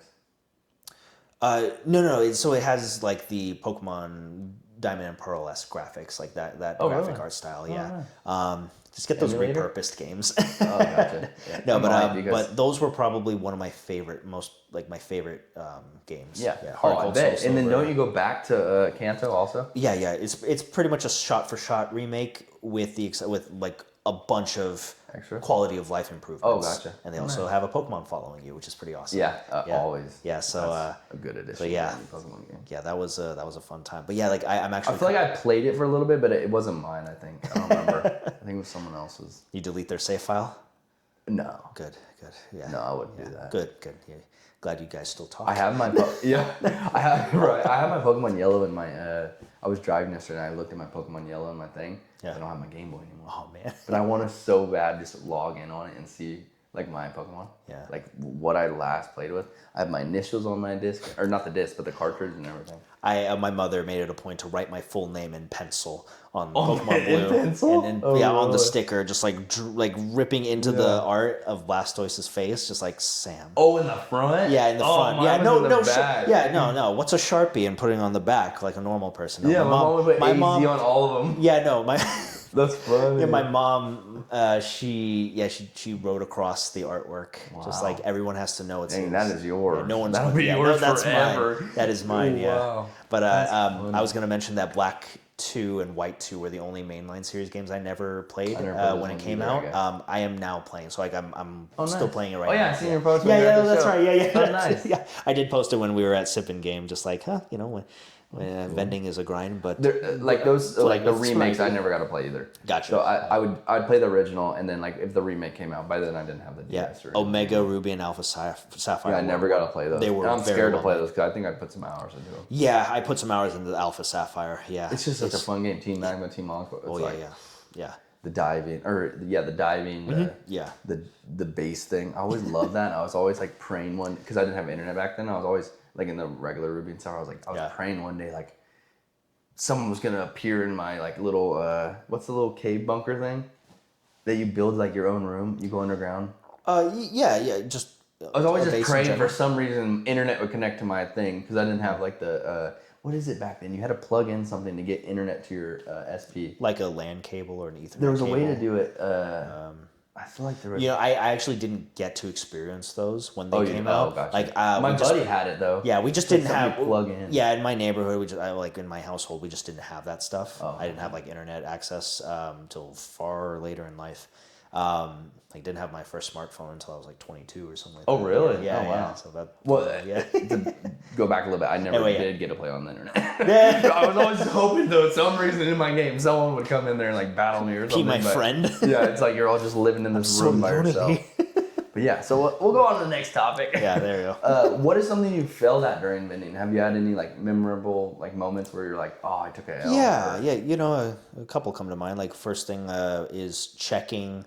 I guess the upward or downward trend of a card that like a high-end card that I don't even do that right now. Yeah, like I made that mistake of like buying the Solosis from Black and White, the Booger Mew. Oh. Yeah, that was on my first show. That one I only knew not to do because of the videos. Yeah, so that was on my first show. Someone came up to me and like, will you buy this? Saw the price on it. Will you buy this for me? And then I was like, oh, sure. And oh wait, it's been skyrocketing and hasn't it? And I didn't understand like pump and dumps at that time. I didn't know people did that, and like at that time the card was going for, I want to say in its 50s or so. Yeah, it so got I bought up there. Yeah, so I bought it at 70%. All because of one guy on Facebook. Yeah, I learned too late. Like so, I ended up selling that at a loss. Like I sold it for like under 30, and I bought it for like 34, 35. Yeah. And I just remember like, okay, don't buy into hypes. Like just because a card is like going to the moon doesn't mean it'll stay there. So just being mindful of trends. That's actually really good. That's definitely important to know because it's an extra step. It's an extra step you don't think about, and honestly, it is kind of it's just a little bit more bombarding to have to like, okay, now I have to consider when I buy, like to see if this card is trending upwards or if it's going to do it's showing evidence of a pump and dump. Yeah. Those are key things to look out for. And then the Booger Mew he's talking about is it's the same artist did the Mew from what is it, Paladin Fates? Or? Yes, correct. Yeah, so the Mew EX from Paladin Fates. Yeah, the Mew, which is the blue bubble, and then the same artist did the what is the Pokemon Solosis. Yeah. Solosis in a bubble, but the green Pokemon. Yeah. And then someone on Facebook who makes popular videos, he pumped it up and started calling it the Bubble Mew, pumped it. Yeah. Everyone that watched the video went and bought it at every local card show and everything. Was not aware of that. Yeah, and then bought all the eBay listings, inflated it, and then, I'm not saying like he maybe rug pulled, it's kind of like a meme coin in a way. The way he promoted it. 100%. And I'm not saying maybe he sold 100 of them, but he promoted it through the video, everyone bought it, and then boom, it just crashes. I'm sure he got plenty of views. Yeah. Oh, he's got a lot of views. And then it goes on to the next card, and he promotes another one. I made a video on this recently, and it went like a little viral, like quite a bit of views. Nice. It's like kind of like market manipulation in a way. Like what they're doing. You're not even being, you're not even hiding it. It's 100% market manipulation. Yeah. And then, because they probably already bought 20 of the card. Yeah. And then they're talking about like, oh, this card's gonna go crazy. And I mean, I understand the concept of it, but yeah, like look, even Sam got kind of burnt, but you didn't see the video. You saw the trend on the card that it was high, and you probably took it in. I just didn't understand the concepts behind it of like, hey, be on the lookout if it's like a hyped card, if it's being inflated, market manipulation, and also just not buying at the peak for a card like that. Like that was just a rudimentary thing I should have known. But stuff like that, and also re-verifying when someone tells you like, hey, on TCG Player it's going for this, and just like, I want to trust their word, but now I have to be in the habit of double check, re-verify it myself. Like that happened with some Yu-Gi-Oh cards. Oh, really? Yeah, that happened with some Yu-Gi-Oh cards, and I'm sure. And honestly, I think it was no one's fault. It was just like he looked at TCG Player, saw the card at a certain price, but it could have been the wrong version, like because Yu-Gi-Oh made so many reprints of a certain card. So many. So I like just glanced at it because I was busy, and I glanced like, oh, it's $2 instead of $15. Yeah, I'll honor that. And then I double checked it after the show, like, wow, that's so crazy because I stickered these like earlier this week. Yeah, I didn't sticker the Yu-Gi-Oh cards the night before or anything. I did like a week prior. Yeah, it's like, wow, $13. Yeah, like I didn't know. Like I was like, and I look at it like, oh, he was looking at the wrong one. It's fine. It happens. It happens. You take the L, you take it, and again, learning lessons. And I mean, like you're probably doing thousands of transactions over so many shows. Like you're bound not to do good on all of them. I've had losses. Yeah, not until we hire more work. Yeah, right. I'll have you be the money facilitator, and I would appreciate that. You're the guy that tells them no when they try to haggle. If it's just like, if it doesn't help me, like if it's an adult, if it's a kid, I'll take a loss. I don't mind at all. Yeah. Like, if it's a child, a wholesome child, I'll take a loss any day to make them smile or happy. But if it's an adult, I'll be firm if it's not helping my like business or whatever. Unless they're super kind, it's for a master set or something, then I'll be kind of lenient or whatever. But like, I'm not gonna go down to like 80% for somebody that is just gonna go flip it or you know what I mean? Like you could kind of just get a gist of the conversation right as it goes when they're asking you questions and stuff. Yeah, you can also sense the arrogance in their voice. When like, will you take 80% if I bought everything? Like, no. Yeah, it's like no. Then I wouldn't be here. I'm not here just to sell this stuff like that. Just to like, if he buys all my inventory, I don't get a vend, and I would be sad. Yeah. You know what I mean? It's like I don't wake up coming to the show like, man, I hope someone puts me out of business today. Oh, yeah. I never understood that. Yeah, it's like I don't know. Maybe it probably works for them sometimes. Yeah, That's why I mean, and I'm sure it does, and I'm Yeah. sure there is people that come to the show and say, Yeah. "Man, I hope I get bought out at 80% today." Yeah, fair enough. So Yeah. perhaps they're doing a service. Yeah, albeit to a niche some. service. But I feel like it's just a wrong reason to be in the Pokemon. Sure. Yeah. I feel like long term, it's not going to work out. Yeah, that's fair to say. Yeah. So what's one?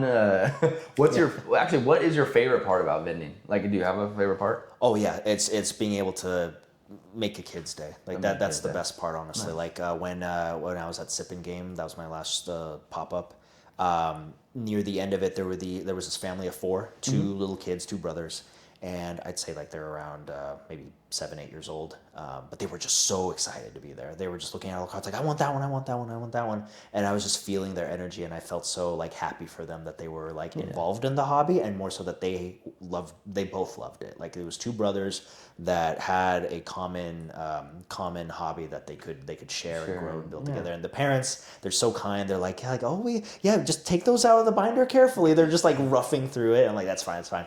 And I just ended up, there was a guy who gave me some slabs a couple weeks back that told me to get. So I got this Greninja and a Drowsy. I'm like, I'm sorry, but these are the only ones I have, but you guys can pick whichever one. And one guy was like, I love the Drowsy. I'm like, oh, thank goodness. You can have the Greninja. It's like, but I wanted the Drowsy. No, no, they both wanted the respective ones. Really? So it was a Nice. Greninja and a Drowsy, and cool. they just both happened to love those cards. So I was like, oh, thank goodness. So awesome. let me give them that. And then they were just pulling out all the cards they wanted.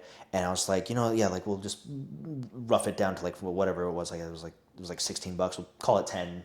Go for it. Yeah, that's just cool. Like because I can tell like the parents were also like kind of hemorrhaging a bit of funds. So it's like they do it, of course, to make their children happy, which I can't argue. Like being a father myself now, I can now understand what goes on through their heads and how they just want to give their children the best lives they can. So that's the best part about vending, is being able to just make those differences for children. That's really the best part for me. The networking with people is wonderful. I was gonna say the one you said, and then obviously networking. Yeah, the community is wonderful. I just look forward to every show, like meeting someone new. That's always Sometimes I like to go to a show solo. Mm-hmm. I mean, obviously I love vending with my friends and stuff, but honestly, I almost meet someone new every time when I'm vending. It's just so nice to meet more and more nice people. Yeah. And I feel like you could do that when you're vending solo, because you get get a 50-50 shot. Yeah. You got one on your left and one on your right. And look, I met you and Joel on my right. Exactly. I got 2 for 1 on that side. 2 for 1. And then on the left, I met Ham Fam TCG. They're hosting a show too.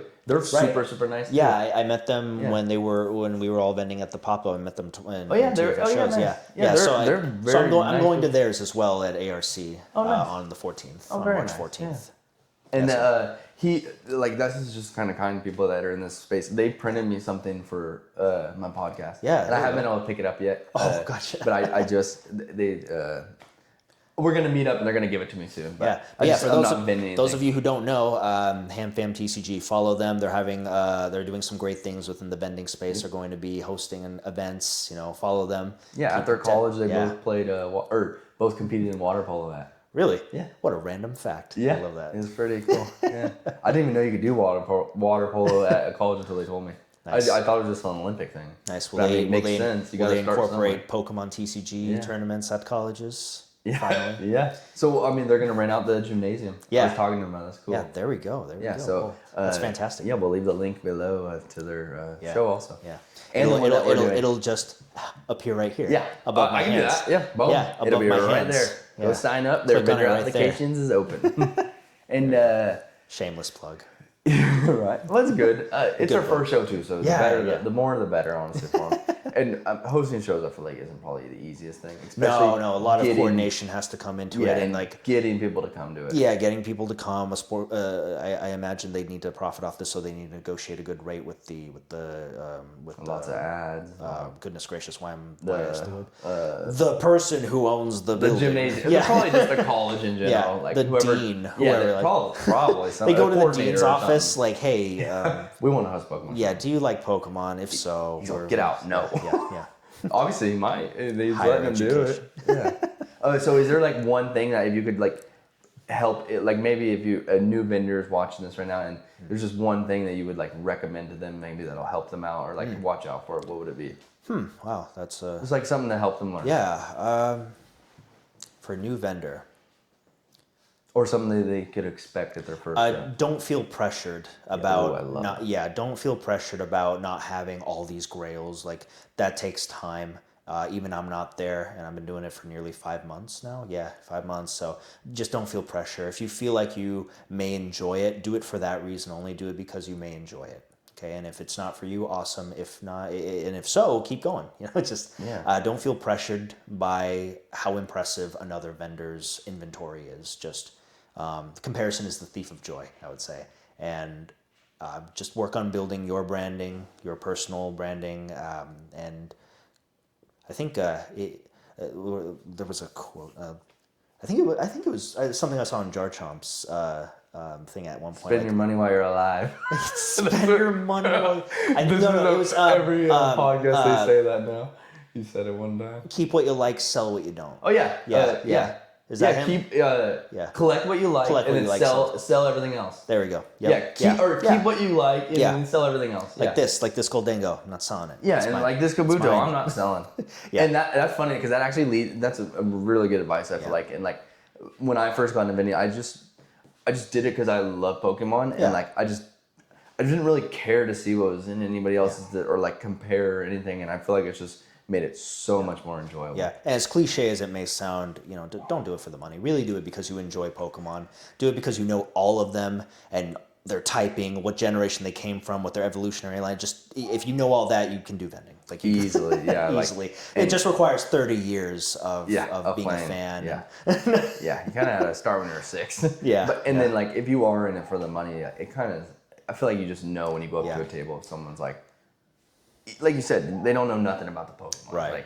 Me personally, I really don't know anything about the newer Pokemon, but I can still probably tell you their type, anything about them. Yeah. But I just can't tell you their name. And some of them I can, like my favorite ones, but not like all of them. I can, unfortunately. It's just I really get I get immersed in like every game that comes out, and I just like want to learn them all. And that's kind of why I want to watch the new anime, just to learn them, because I feel like when you watch the anime, it's a lot easier to learn the names. Yeah. Especially if you're seeing it in every episode or like one of the main trainers. But it's pronounced Pidgeot, not Pidgeot, for those of you who know. Oh, I've been saying Pidgeot since I was a kid. The Poke Rap, yeah. Oh wow, I never heard. No, of that. the Poke Rap, if you remember from the anime from way back when. At the end of every episode. Yeah. And near the end, it says Pidgeot Arbok, and I'm like, oh, you know what you did. I don't think I ever caught that. Pidgeot Arbok? Yeah, because I was just I was so sure at that time as a child, like this is pronounced Pidgeot, and then when they say Pidgeot, I'm like, that's Pidgey. Oh. Yeah, I feel like everyone. Pidgey. I've never heard someone say Pidgeot. Yeah. Pidgeot? Yeah, a Pidgeot spinner. Yeah, you just Yeah, I've never. Pidgeot toy. I feel like wow, that's dang. I have, unfortunately, and I feel like they were just trolling me at that time. Oh, maybe. The next one was is it how hard is it to not PC is it hard for you not extremely to not PC every, and PC means personal collection if you're new to Pokemon or anything. But how hard is it, honestly? For me, it was extremely hard at the beginning. Yeah. Same, dude. I'm like, anything that comes to me, I'm like, and you're getting into like a decent price because you're a vendor, obviously. Yeah, you're getting at a discount, and you're just like, this is unbelievable. I've never thought at any point in my life I would be able to get cards that I like at a discount. Yeah, and like cards you wanted when you were so younger. willingly too. People are just like, yeah, I'll take 70% of this Charizard. And you're just all right. Yeah, and I put so many in when I first started writing my binder, and I'm like, I kind of took a step back, and I'm like, wait a second. And that's why I narrowed it down to my 3 in my logo, Kabutops, King, Deoxys, because I was putting everything in my binder. I'm like, wait, this is the good ones in my inventory are gone.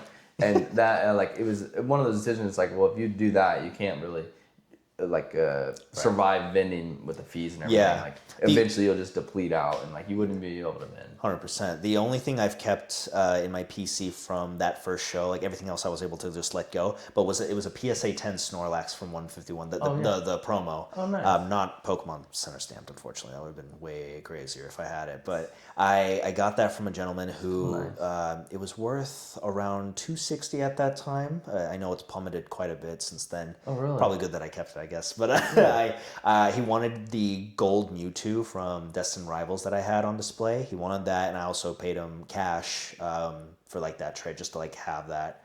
And he was very convincing. I was actually impressed with how he got me to agree. Like, yeah, I'll buy it. He was just saying like, yeah, you'll probably be able to sell it at that price at the same show. I'm like, and I'm holding it, and a buddy of mine from church was helping me that day with my first show, Sean. And I was like telling him, like, man, I don't know if I want to sell this. And I still have it. I still have it to this day. Oh, you do? Oh, really? Yeah, I haven't sold it yet.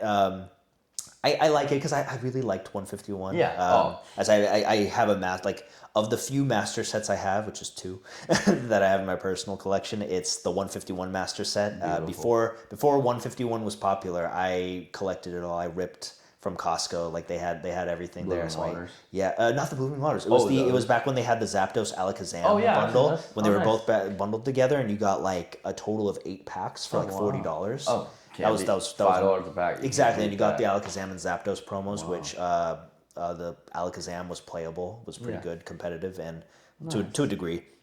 But yeah, I collected that. So holding on to that Snorlax promo, PSA 10, that felt like it belonged with my 151 Masters. Nice. So I still have it right now. Yeah, I still like that's a good one. Yeah, it's a promo. It definitely it's like the front runner of the set. And if at one point I want to sell it, I'll sell it. I mean it's a 10, and you could just get it. Get off my back. Yeah, right.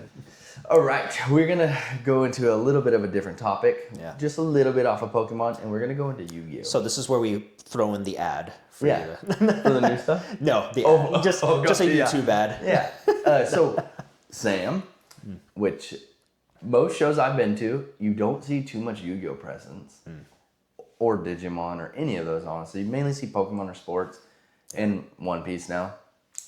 But you provide Yu-Gi-Oh, and what is the background? And reluctantly so. I just happen to have a collection of Yu-Gi-Oh that was both my personal, that when I got back into it a few years back, like I tried getting back into Yu-Gi-Oh, playing the meta. It's impossible to play now if you're not seasoned.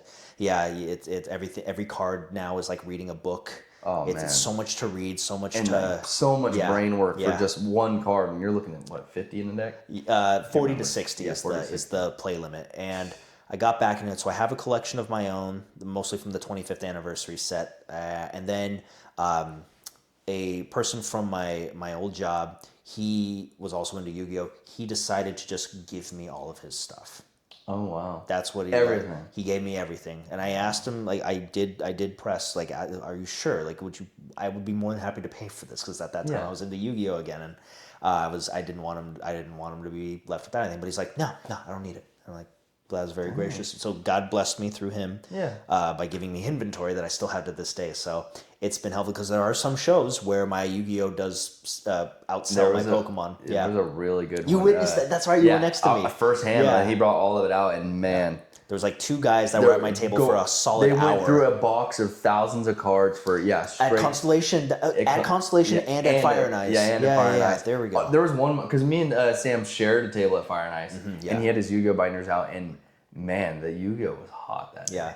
Yeah, they were just like, oh my gosh, you have Yu-Gi-Oh! Like they're just always so Sam was shocked. Like the only one with Yu-Gi-Oh that day. So I guess that's a little bit of my niche now. But so I am like on the topic of Yu-Gi-Oh! I'm starting to like maybe consider buying like mostly stuff from the original generation, GX, and then 5D's era, like for the anime, the relative anime to where those cards belong to. That a lot of people seem to agree that was like kind of the peak of Yu-Gi-Oh, and then started to dwindle down, like after the synchros, and then it went on to XZ summoning, Pendulum summoning, and Lynx, which I guess lost a lot of people, including myself. Lost me. But I think like those have some iconic cards. Like I guess I would be into it for the nostalgia and for the art rather than the playability. Like if they're playable cards, which I'm not kept up with the meta at all. So every time I go to Constellation, I kind of like I'll go and watch the other guys play Yu-Gi-Oh. You know, they're just casual play, and man, I'm just like, this is nothing like I remember. Because I used to play Yu-Gi-Oh tournaments when I was a kid, and I got into lucky you. Yeah, I got to play. I never played Pokemon, but I played Yu-Gi-Oh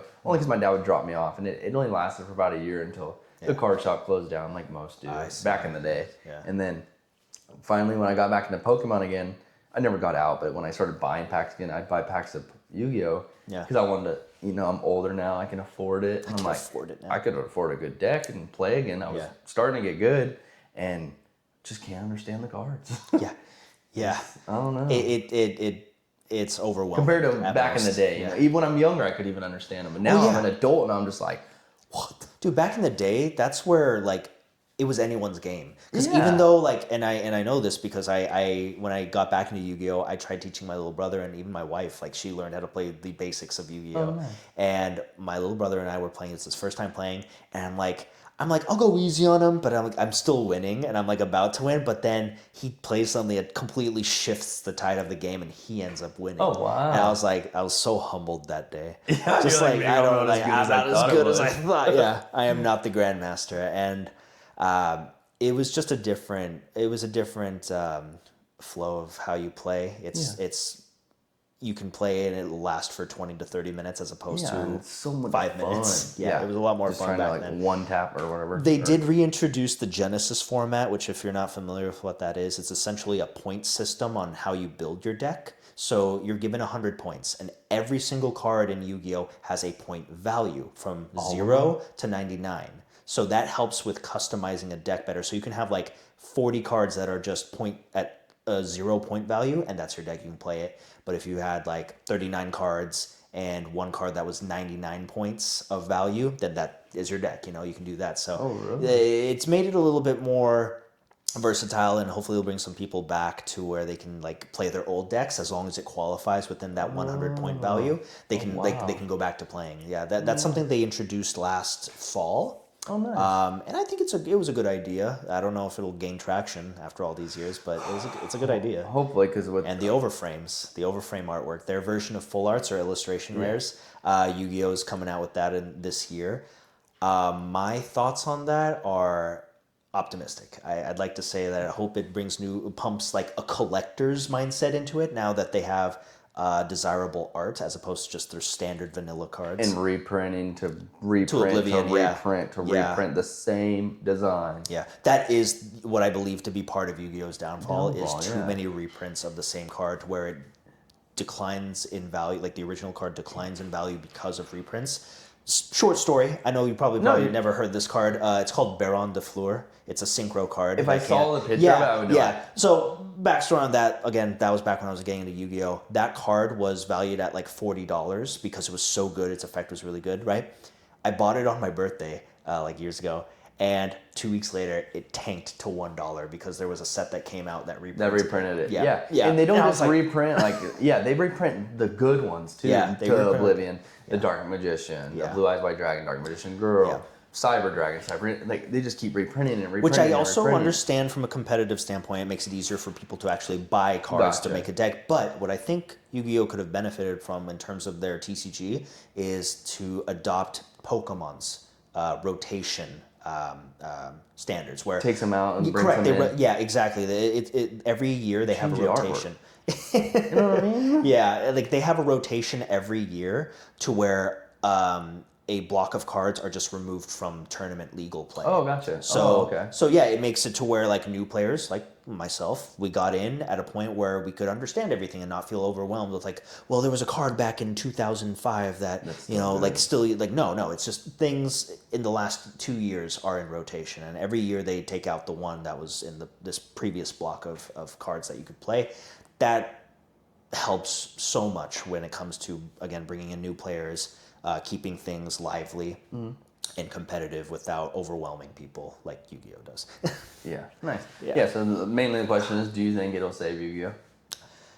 Optimistic. Okay. I hope it does. The leaks that I saw, they did leak the images, right? Or wasn't a leak? There's some already. I believe there's already official released images. Okay, yeah, and I saw them. Magician and Blue Eyes, which are pretty cool. Yeah, and I thought they looked cool. Yeah. Me personally, I just have such a nostalgia connection to Blue Eyes and Dark Magician that if I can get my hands on those cards, or for some reason they came to my table, I would buy them. Oh yeah, not graded, but if there's something that out on the shelf, and I feel like maybe anyone feels this way if they grew up with it, or like when they're younger.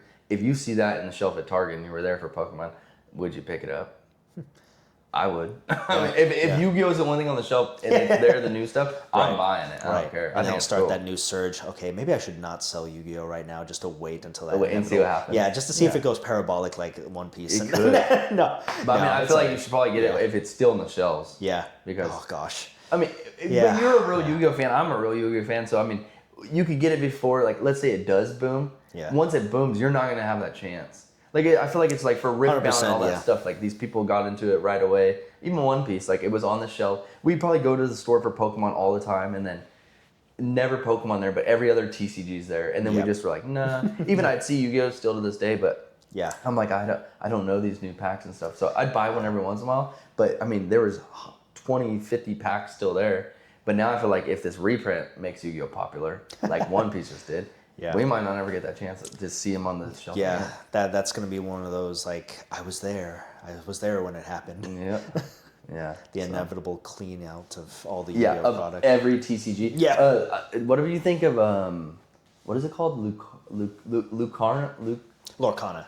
Gosh, I'm so sorry. Disney. If there's any Lorcana fans listening to that, I'm so sorry. Yeah, Lorcana. Lorcana. That it was good, and now it's like I keep seeing people. I don't know enough about it to give an accurate opinion. Disney. Yeah, Disney's. I mean, it's a great idea. Like incorporate Disney. I know they can't really do Marvel since like they already have collaborations with Magic the Gathering, I believe, if I'm remembering that correctly. But yeah, Lorcana. I'm again optimistic about it. I'm sure it's a TCG that I'm sure it attracts a lot of people, being it's a Disney property. So I don't know enough about that space to know if it'll like see the same treatment as One Piece and Dragon Ball Z. Yeah. I mean, I've opened some packs. I've never got I'll try out every TCG just to see the artworks and stuff, you know. And if I can't open something, just to get that open feel, like opening a pack. If you can't find Pokemon for 2 years, so I've opened some, and I think they're cool. I mean, I know the temptation's there. Yeah, I grew up as a Disney kid, so I mean, like I know every Disney movie. Nice. So it's nice to open them. But yeah, I've seen some videos recently where they just think like it's not doing as good as it was. Really? Yeah, okay. so wow. I have not. We'll I have not kept up with it. As a Yu-Gi-Oh fan, I'm getting at. I hope it survives because it would suck just to go to the store and not see Yu-Gi-Oh on the shelves anymore. Yeah. That was something I expressed to my wife a while back, where it's like I feel like Yu-Gi-Oh, like this was before Genesis format, this was before the overframes really revealed, but I was really like sincerely thinking that they would go out of business, like they would just be done. Yeah, Konami is just like survive somehow. Yeah, I mean, there's still a dedicated fan base of players, but it's like if these players end up like just not playing anymore, like they can't afford to keep playing or whatever, if it's just the same fan base over and like the same people, there's like no new players coming in, like eventually they'll die out because I don't know. The only one's keeping it alive. Probably. Yeah. Dang. All right. So, do you see yourself vending as a fun side hobby from now to whenever, or do you see yourself like turning it up to where you want to like kind of maybe do it as almost like a full-time thing? Not a full-time thing, but like are you gonna like turn up the burner and like really like more big cards and like bigger inventory and stuff like that, more shows? That's a great question. So I'm still pondering that myself. Really? There is the ambition of there's that ambition that I've played with where owning my own store, like a brick and mortar store, because like the online stuff is starting to trend in a good direction. And I don't know yet. Right now, because the initial intention was for my daughter was once she's older and she can express interests in things, and I introduce her to Pokemon, and if she's like excited about it, yes, of course I'm gonna stick around, do it casually, like weekends, like every month, a little bit of here and there. But as in terms of long term, my heart says yes. Like I want to like do this long term because I enjoy it too. Like I'm now seeing reasons to stay and go for the long haul. So I mean it's still very much an on the fence decision because I think about my family. I think about making sure I can spend time with them, and that's the whole goal of it, is like to have that time with my family, being in control of that time specifically, and not being stuck at a W-2 and. Really embracing entrepreneurism at its finest. That's the whole point at least. But if I were to just give an answer, I'd just say I don't know yet. I understand that, and I feel like to really like grow a Pokemon business, like let's say as a vendor or whatever, I feel like you really have to do you have to dedicate so much time and so much money compared to like obviously us working a normal job and stuff, and like you have your wife, your kid, I have my girlfriend, a dog, and like maybe two you dogs. can't. Yeah, 2 dogs. Yeah, double trouble. Yeah, double trouble. Yeah. But like you can't like for us, for instance, I don't like maybe we could scale it and stuff, but I feel like to grow it, every penny you get back in it. Every penny you profit or whatever, I feel like you have to put back into it and just keep growing and keep growing. And like I've talked about the sport, but like I'll take from my inventory or whatever I make from a show, and I'll make a car payment, or I'll buy our groceries with it and stuff like that, because I'm not personally trying to like scale it. Maybe I do want to in the future, and I'll make that change where I don't take from it. But like right now, I just do it because I love it, and then just the extra, like it's like a side hobby for now. Yeah. The extra funds I'll buy something with, or a grocery or whatever. But I feel like if I wanted to take it super serious, because you have to just keep reinvesting and doing 100%, more shows to get the deals and to get the inventory, because I mean everyone's dealt with Facebook Marketplace, and have you done Facebook Marketplace or no? I've had 2 successful interactions. Out of how many? 1,000? I feel like that's the odds of it. Is this still available? Yeah. Oh man. Dude. And they say yes, like great, I would love to meet. Crickets. And yes. Sold. Otherwise, so like if you're not doing all these shows and like constantly, and like you have like your daughter, your wife, you want to spend time with them. Yeah. Sundays you dedicate your day. Mm-hmm. It's like it's a little harder because you're not like at every show, and it's just super like when I am able to meet with someone on Facebook, which I've had. I recently had one Facebook marketplace interaction where we set up an appointment, a time to meet to do, or like I was going to buy. He didn't make it. Did it? He didn't make it. So we had a time. I confirmed the night before, and I confirmed the following morning, which he didn't reconfirm. But I was like, well, you confirmed the night before. That's just how I operate. Confirmed the night before, confirmed the morning of. And how far was the drive? Oh, thankfully I meet at a mutual location that's like within close. 15 minutes. Oh, nice. Yeah, that's not too bad. Yeah. I typically try to like have people like on, like it's at the Starbucks off the freeway. Oh, that's nice. Like pretty accessible, but it's like that's where I like. Actually, it's funny because the employees have gotten to know me over time. Like, oh really? Yeah, they reckon. No, they actually stopped me after I did that master set purchase. They like, what'd you get? Like, and I show them like, oh my gosh, I love Teddy Ursa. Like that, he's not in here, but yeah, I'm glad. I love Teddy Ursa. But no, he didn't make it. He did message me though later that day, apologizing, saying he slept in, which I appreciate that, but it's like that was time away from my family, and I just can't. And yes, I understand like wanting to reschedule. Like, can we do it later tomorrow? I'm sorry, I won't do that because there's that chance again of it happening again. And it's like, and then it's like, fool me once, shame on me. I'm sorry, fool me once, shame on you. Fool me twice, shame on me.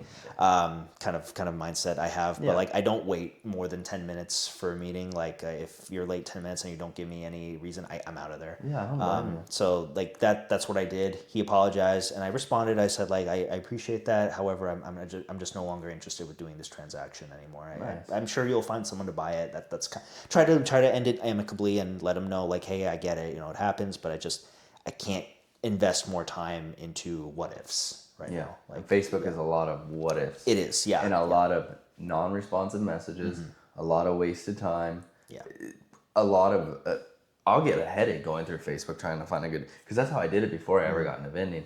And now, after you get into vending, it's kind of like a cheat code. Like, stuff just... It is, You could just stand there and it's going to come to you. It's going to come to you. And then, I mean, obviously you can... And I kind of want to talk about this for... If you set it up, it will come. Yeah. And I kind of wanted to add this in for people, maybe help the vendors. Like, when someone comes to your table and, like, let's say they...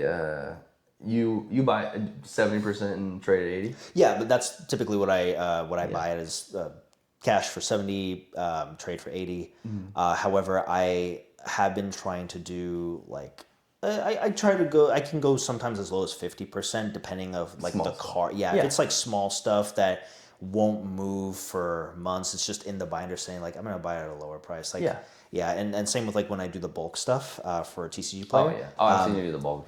So it's like 20 cents for EXs is my well, it's actually 10 to 20 cents because I play the TCG. I know what EXs are playable, so I try to be like fair, like okay, I'll pay 20 cents because these are playable, 10 cents because these are just like, these suck. Like, no one's going to buy these to play. Yeah, They'll buy them to look at. You're probably just going to keep them, honestly. Yeah, if they don't sell. There's plenty of cards in my card binder that's been sitting there for a few months now. Oh, yeah. Yeah, that I bought from like a bulk And purchase. then when you first started doing the negotiation, was it kind of like, were you just good at it, or like was it kind of hard to get it down? I mean, I'm just experienced enough to where I'm not trying to toot my own horn. Yeah, no, I'm you're totally just good. like I'm calm about it. Like I'm not in the mindset where like, oh man, I hope they take this offer. Like it's just like I'm a lack of a better phrase, lowball a little bit. Yeah, and then we'll come to a middle ground, and we'll find a price that we can both agree with at some And point. then if it doesn't, like, truthfully, if it doesn't benefit you or help you in any way, are you super comfortable with just telling them this isn't a deal for me? Yeah, absolutely. Me Yeah, too. Yeah, I feel like at first it was kind of that's like just a business. little, That's just being in a business mindset at that point. It's no longer personal. It is business at that point, and the emotional connection. We kind of have to sever that, as you may know. You would understand. Yeah, and I feel like that. I mean, I feel like I can help newer vendors or maybe people that have a tough time with that, because I feel like out of all the stuff in vending, I feel like that's the only part where when you're going back and forth with a customer, especially if the customer's rude or anything, like that could just, Oh, you just 100%. Yeah, 100%. That's happened to where like, I don't like your tone with me, man. Yeah, and you're just like, dude, like, whoa. I'm like, I just can't do that. Like, I can't. I'm not trying to lose money or like, you know, like. Unless you're selling me that Gold Star Mewtwo at a 50% discount. Yeah, it's like, you'll just I'll have to send you, like, I'm not the right, like, and the way I kind of end it with people is like, I'm just not the right person for your card. Yeah, I've heard you say that before, too, and it's very nice and genuine. Yeah, it's like, I'm not the right person for this card, but I'm sure you'll find somebody who will gladly take it off their hands, and they'll pay you more, most likely. Yeah, I feel like that's... Yeah, because because every vendor is at a different budget range and a different season of how much inventory they're able to purchase and sell. So, like if I can't buy it, I'm sure someone else will. Yeah, nice. And then do you have out of all the shows you've done, do you have one favorite show or no? The one I met you at, man. Pokemon. Like, I feel like I had a moment like this with Ryan too. I swear I'm not like, I'm not baiting or anything. But I mean, like, even if it wasn't that show, like maybe you had a great show with Joel or that show. I'm saying, like, is there one show that you had like such a crazy memory at? I really appreciate you, Sam. Thank you. Appreciate it. Because I feel like in the last episode, I feel like I set it up with Ryan where I asked him a question and I was not expecting the answer to involve me at all. Yeah. That's not what I was trying to do. And like after watching, I'm like, well, you're good people, Adam. It's just I appreciate that's just Sam's a great guy too and a great friend too. But I mean, like, is there any show where like me, for instance, I'll just tell you mine was this little girl's dad came to my table. And like obviously with you guys and everything, I love that and like great company and like, but my like most memorable one that made me like so full of joy and happy was this little girl's dad came to my table. He's sitting there picking out cards at the binder for like 5 or 10 minutes, and he buys all the cards and he asks him for a discount. I was like, yeah, sure, because he bought like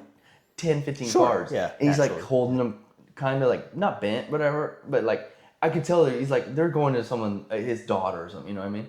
Like he's buying them for somebody. Yeah. And then I give him a deal, and he goes, "What's the best card for $5?" And I'm like, "Well, for a boy or girl or for what?" And he's like, "For my daughter." I'm like, "Oh, okay." I'm like, picked out that one. He gets the card. He says, "It's for my daughter." I'm like, "Oh, nice. Like this is really." He's sitting here taking the time to buy for his daughter. She's not here. Yeah. And then he's like, I was like, I don't remember why, but he's looking at the slabs, and I just donated him a 9 chance that I got off eBay years ago. It's not selling or anything, so I donate it to him. I'm like, yeah, enjoy it or whatever. Boom, I never think I'm gonna see him again because I've never seen him before. Right. The next show I go to, he comes up, and this time he has his daughter with him, and I get to see who the cards were for, and she had the most wholesome interaction with me, and like the sweetest, and like, praise the Lord, man. That's what it's it all was about. the best feeling in the world. But she walked away after I met her. It was the biggest smile ever. Him smiling to see me again and remembered my name and everything. They walk away, and then I rewatched the footage and definitely left an impression, of course. Yeah. Well, she comes like back that, and she goes, "Will you sign my binder?" And dude, I like sweet. Yeah, you just like your little heart melts, and it's just like it's so like wholesome. And I'm like, I don't have a pen. But luckily Ryan had a Sharpie and he let me use it. And get some Sharpies. Yeah, like I confirm. I have a box of them I can loan you. Yeah, I confirm. I'm like, you want me to sign your binder? Because you just. Yeah. I'm just like. When in a million years are you gonna like expect that to happen? You don't, and when it happens, you just feel so honored but yet unprepared. Yeah, you're just like, why? You know? Yeah. And I signed it, but then right after that, her dad was like, "Can she take a picture with you?" And I'm like, Oh, "Yeah." that's nice. And I'm taking a few pictures now with people that I've never met, but like met up through vending a couple times. Yeah. And it's just like, it's just you know, you left like an impact on them, or like, you know, it's just so much joy. I love it. And that's like my favorite memories, like with the ones that come back and they just smile every time. Super, super happy and stuff like that. It's gonna. And obviously hanging out with you, Sam, and Joel and Ryan, all my buddies. Pokeween in particular was like my first. I guess technically Portuguese Hall was my first like big show. Portuguese Halls was my second ever. Yeah. But Pokeween was the first time I got to do a big show with friends. Like, Oh, and Joel gotcha. was, Yeah, like Joel all was there. together. Yeah. Nice. Elijah and Jordan were in the same okay. row. Even it's funny, I remember their names, Jay and Sam. It was this brother couple that I can't remember their company's name, like their TCG name, but they were sitting across from us. Oh yeah, yeah, I remember them. Yeah, they're cool. yeah, Oh man, yeah. they sell some stuff. Yeah, no, I've only had Sealed two stuff, interactions. too. Yeah. I met them at my first show. They were my neighbors to the right, and I saw them. I feel like everyone on that show was pretty good people. Yeah, and then I saw, and then obviously you were to the left. So like, Yeah. it was just like that was a great show yeah. for me because like I was just surrounded by familiar people. I feel like that whole back area was just all good people. Yeah. It was. Yeah. I enjoyed that show too. I can almost remember every single show, every person I was next to, the good ones, a couple not so good ones, you know. And, Sure, yeah, I've had my share, but but I digress. but I feel like the good ones prevail over the not so. So good you ones. definitely don't see them long term, I guess. Yeah. Oh no. Yeah. They're like funny, burnt out man. once the money isn't there. Yeah. It's But yeah. That would be my like favorite show so Cool. far. Yeah. Well, Unless we all do some sort of collaboration where we go to a card party together. And yes, we're, like, rent an surrounding Airbnb table. and go out to the dinner and stuff. I hope one day we all do that. Even if we we all just split tables like at the show or whatever, just to make it cost affordable. Yeah, just all take half a of road it. trip where we were in a van. That'd be fun. That'd be cool. It's a little harder because you guys have kids. And Yeah, stuff, I mean, so, like, thankfully, we have a lot of family surrounding us, so they'd be like willing to watch our daughter. Oh, and all nice. that Yeah, for us, so we could definitely plan something. That'd be fun. Yeah, within reason for sure. Yeah, heck yeah. Yeah. That's it. That would be fun, dude. So what if you could pick any top chase card and you were just given it one chase card out of all the cards, what would it be? The Greninja EX from Twilight Masquerade. Oh, really? I really like that card for The some like reason. expensive one? Yeah, the Nice. SIR. The one that looks like the King Dress, or like the one that's just gotcha. like the Terrestrial one with okay. the fighting typing. But Nice. I don't know why I'm drawn to that. But card. you like that card? I really like that card. I would love it in a PSA. So 10. if it a 10, oh dang. Yeah, PSA 10 or raw. Like I'd be grateful. Do you for collect either. slabs a lot or no? I don't. No, but like you the only slabs I have that I personally have would be the perfect card. Blastoise that you see me with, the PSA 1, and the Snorlax, that PSA 10 Snorlax I mentioned. nice. Those are the only two slabs in my PC, Nice. quite frankly. But. And this is a hot topic, and I want to ask every single guest this, because most of the guests are vendors, but what do you think of the vendor fees for like a table? I understand why they're there. I don't have to like it. Yeah. Okay. That makes sense. I mean, obviously the event coordinators need to make a share of profit for the efforts they make in finding the location, getting a deal with the owner of that property, that said property to host it. Yeah, to even agree to host, to allow people in because it's their property. And then, of course, finding the vendors. I imagine that's a huge challenge in marketing that you have to overcome. Because, like, you start with your warm market, your network, like, hey, Adam, I have this show. And then, hey, Joelle. And then it's like, oh, shoot, you're the only two people I know. I need to find more people. And, like, you start advertising or asking your friends and family, like, hey, could you put it on your social medias? You know, just figuring it out from there. So I can admire and appreciate and respect the work ethic that they have to go through to get it up together. It doesn't mean that I like the fees. Yeah, no. but looking at it from that perspective, I totally understand. But it's profit well deserved on their end for organizing a space for everybody to collaborate with, to come together, to buy, sell, trade, and for us to make our living, for collectors to have fun and experience on the weekends. So yeah, if it has to come down to a couple dollars of table fees, you know, so be it. Yeah, and often enough, we thankfully, praise God, get to make that back. Yeah. Through the Actually, Greninja EX. I like that answer a lot. That's a good way to look at it. Yeah. And it's probably not easy. It's not. I'm sure it requires so much consistency and effort. Like especially if you're juggling like a full-time job, kids, family, whatever.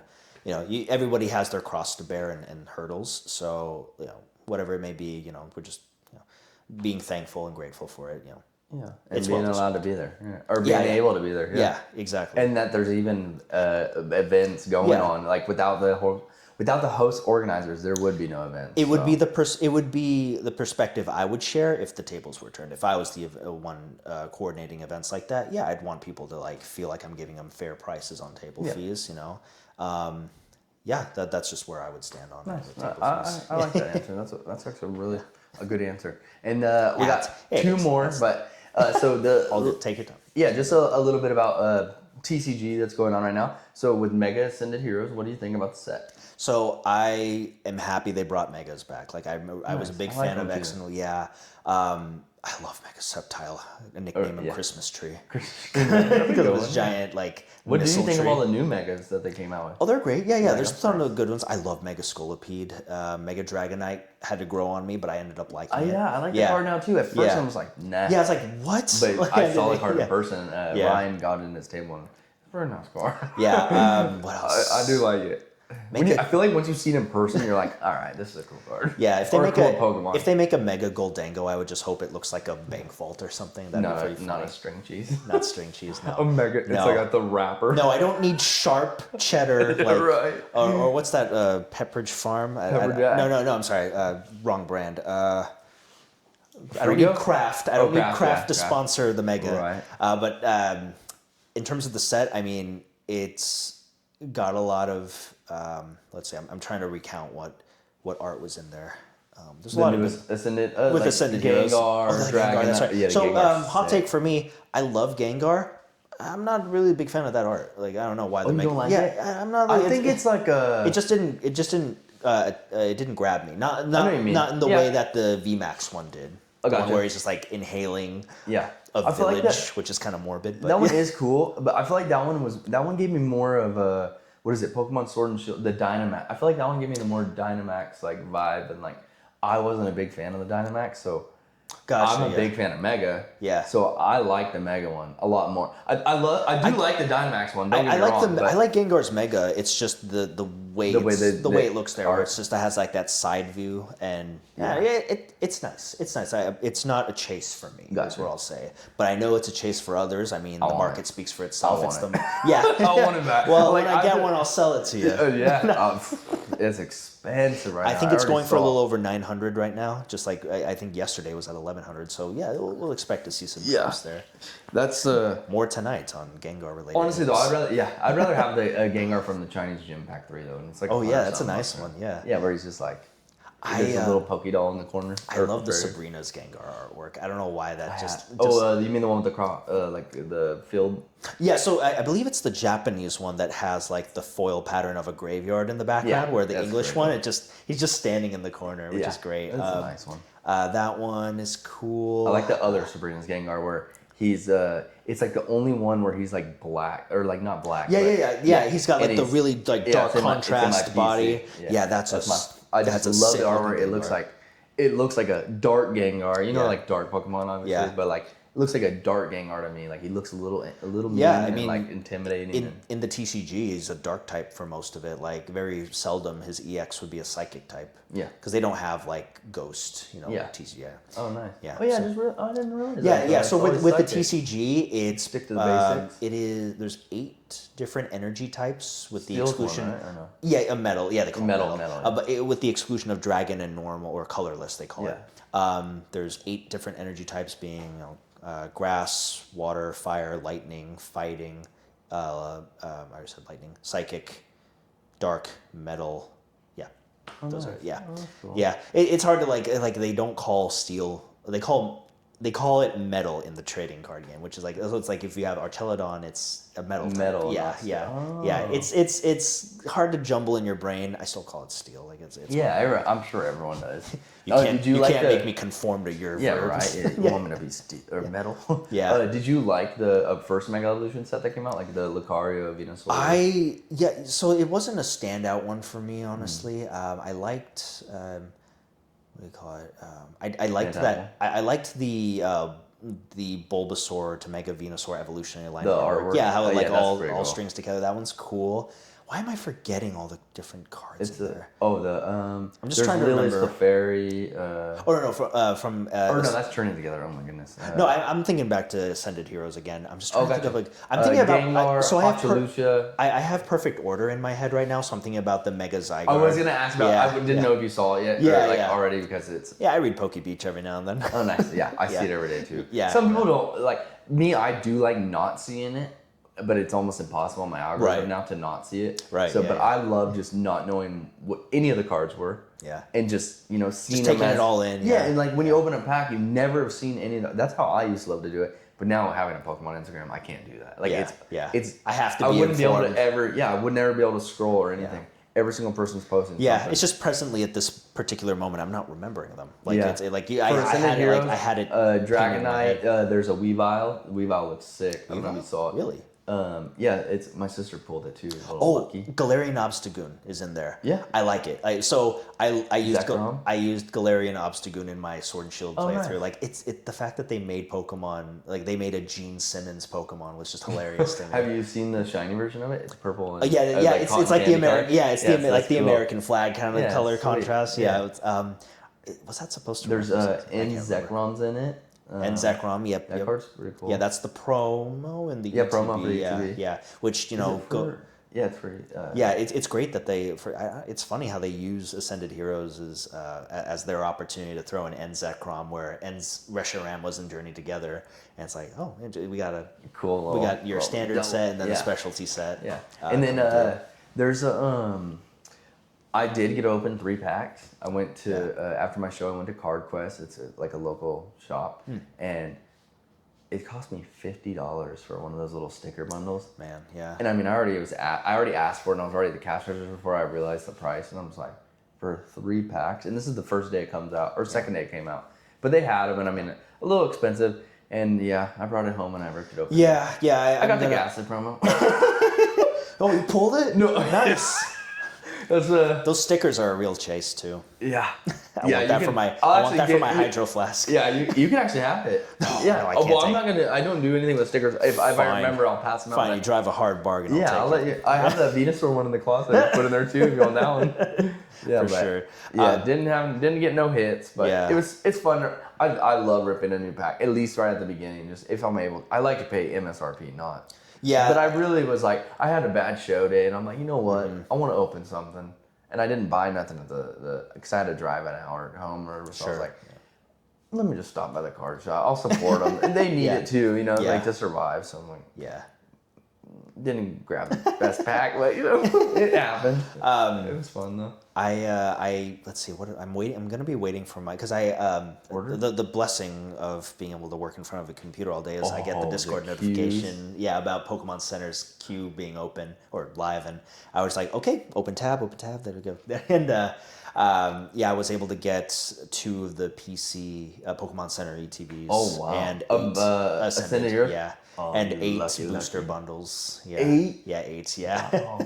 Imagine those at Pokemon Center. Yeah, I honestly I might rip a few of them with buddy from church. You. Yeah, Cool. That'd be fun. But 6 packs is pretty good. And that's MSRP. Yes, yeah. With the PC ETBs, I try not to. I like to hold them. Like when it comes to if we're gonna steer on to the investing side of Pokemon, which I do respect that. I do like to hold on to exclusive stuff. Like if it's the PCs from the Pokemon Center ETBs or like a Costco exclusive, usually I like to keep those in a sealed collection. Yeah. And, again, it's this all reels back to my daughter and any kids that we have in the future that, when the time comes, maybe they go to college Pokemon. or something. Yeah, if they want to go to college, or if they're sell it. sell it off for college funds, or if they are getting into Pokemon, then I'll at least have one that they can keep. Nice. something for them. Yeah. And Pokemon Center is always ETB, you can't really go wrong with it, I feel like. It's so hard to get on it. Today I got in the queue because I think Joelle, or no. There was a queue live today. Someone posted in one of the group chats that we have, and I'm like, oh, let me open it real quick. Yeah. And I saw the message 58 minutes late. I didn't realize. I thought it was just that. Yeah, I opened it and this queue says 3 hours Yep. and 14 minutes. I'm like, Yeah, it's I'm pretty gonna rough. be at work. I can't like sit here and hold. I'm like, man. Yeah, and then you get like a certain amount of time allotted to be in there to get your stuff in the cart. Yeah. And Oh, check and out. at first Yeah. it was 2 hours and 4 minutes, and then it auto refreshed without me doing anything Yeah. to 3 hours. Something. I'm like, no. Yeah, that's always like I've never had good luck on my phone. Like it's always been through my desktop or my really? iPad. Well, yeah, that's probably good too. 'Cause yeah. it's stable connection too. Right. Yeah. never And know with the phone. funny enough, though, with this drop, like I got in, and I wasn't able to get anything because it wasn't loading. Like I would go to new releases and then just like it's giving me the border designs of But the never website, but like loading. everything's just continuously loading. And I was like, cut my losses. I don't know what I missed out on, but whatever. And turns out it was like Surging Sparks booster boxes with the Battle Academy added. Like you're forced to like it's just them getting rid of stock. Oh, it's like, hey, if you want this Surging Sparks, you need to gotta buy take this a- other product that nobody wants along with it. It's like a bundle. Yeah, it was a bundle. Yeah, I nice. believe it was going for 180, which the booster boxes are 160ish. So you're paying an extra $20 for them to take that Battle Academy out of They their probably have so many of those. I can only imagine how much they have. Every time I've ever gone to the store, it's still there. Yeah, yeah. But what if you pull the Charizard in the Charizard deck? Yeah. So for the last segment, I forgot to do this last time when Ryan was here. Oh. So I posted before you got here of people to ask some questions. So let's see if we got any. Oh, sure. And Yeah, it'll be from people probably that we both know. And yeah, so the first question. Hopefully, will I give be- some sage-ish advice. Oh, we got a couple. Okay, so from Saley Collectibles, he vended his first time at Joel's show last couple Wow! weekends. Congratulations. That's wonderful. His question for you is, where do you find product to rip? Where do I find product to rip? Well, I go to this place called Self Control. It's in my house. So when it comes to ripping product, I honestly haven't ripped anything in a hot minute. I think, because I think that's what he means. Like, do you ever find it in any of the stores? Like, Oh, is there, in the store? Yeah, sometimes. Oh, really? Yeah. Oh, Like you're I've caught lucky. restocks before. I don't buy the nice. whole thing out, but I've caught restocks in the past. Like last one I had was the Venusaur, Mega Venusaur premium box at Walmart. They had a bunch of them. But they were MSRPing for like 45-ish, which I know they're not going for much on the secondary market if I'm remembering correctly. But I ended up just not buying it because like I felt like just $45 for like I don't remember how many packs were in there. It was like the pack quantity ratio. I didn't feel was worth it. I But just opened that on Sunday. I did get a Twilight Masquerade ETB from a restock when I was casually nice. going there to buy a baby formula. And Yeah. scrolled on down the Pokemon So aisle. no, actually, well, what happened was that there was a restock, and I saw someone's cart. It was filled with like prismatic. Oh, so you were Yeah. like, let me go in and see what's Yeah, let me see what's they in left there. the Twilight Masquerade. They left some Twilight Masquerade in there, which was funny. Like I was like, I'll take one. Yeah, I mean, I don't blame you. I would have taken Yeah. it too if I see Yeah. it. Especially anything I you get keep- at MSRP at this point, it's like a lottery win, kind of. I feel like. I tell myself the Greninja EX is not in there. Don't open it. Yeah. Oh, you kept it sealed? Yeah, I haven't seen it nice. so far. Yeah, I kind of want to. I may want to rip it with my church friends, just just open it up together. That'd be a fun one. Yeah, split up the packs, and they'll get the Greninja, and I'll have to buy it from them. Yeah, my Sunday was going so horrible, and I'm like sitting there, and Ryan has all this sealed behind me, right? And I'm like, Oh, boy. so Temptation bored, at it's its so slow. I was like, Ryan, will you trade me straight across for that box? It's one of those smaller ones. It's Yeah. the Venus one. It's $50 or Yeah. 60 or whatever. And he's like, yeah, I'll trade you. And I know he likes Umbreon, so I traded him my Umbreon card that's been sitting in my What kind of Umbreon? from Evolving Skies, the full art. It's like $52.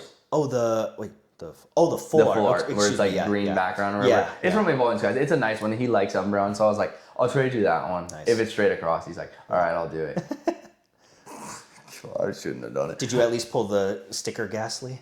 No, I pulled the sticker Venusaur. There we go. And right, the yeah. big, it's like the Venusaur EX or whatever it is. Yeah, yeah. And then the card's like a kind With of the like moves. jungle dump. Yeah, That's and its then move. I kind of just, I gave those to a kid right away. Why'd they name it that?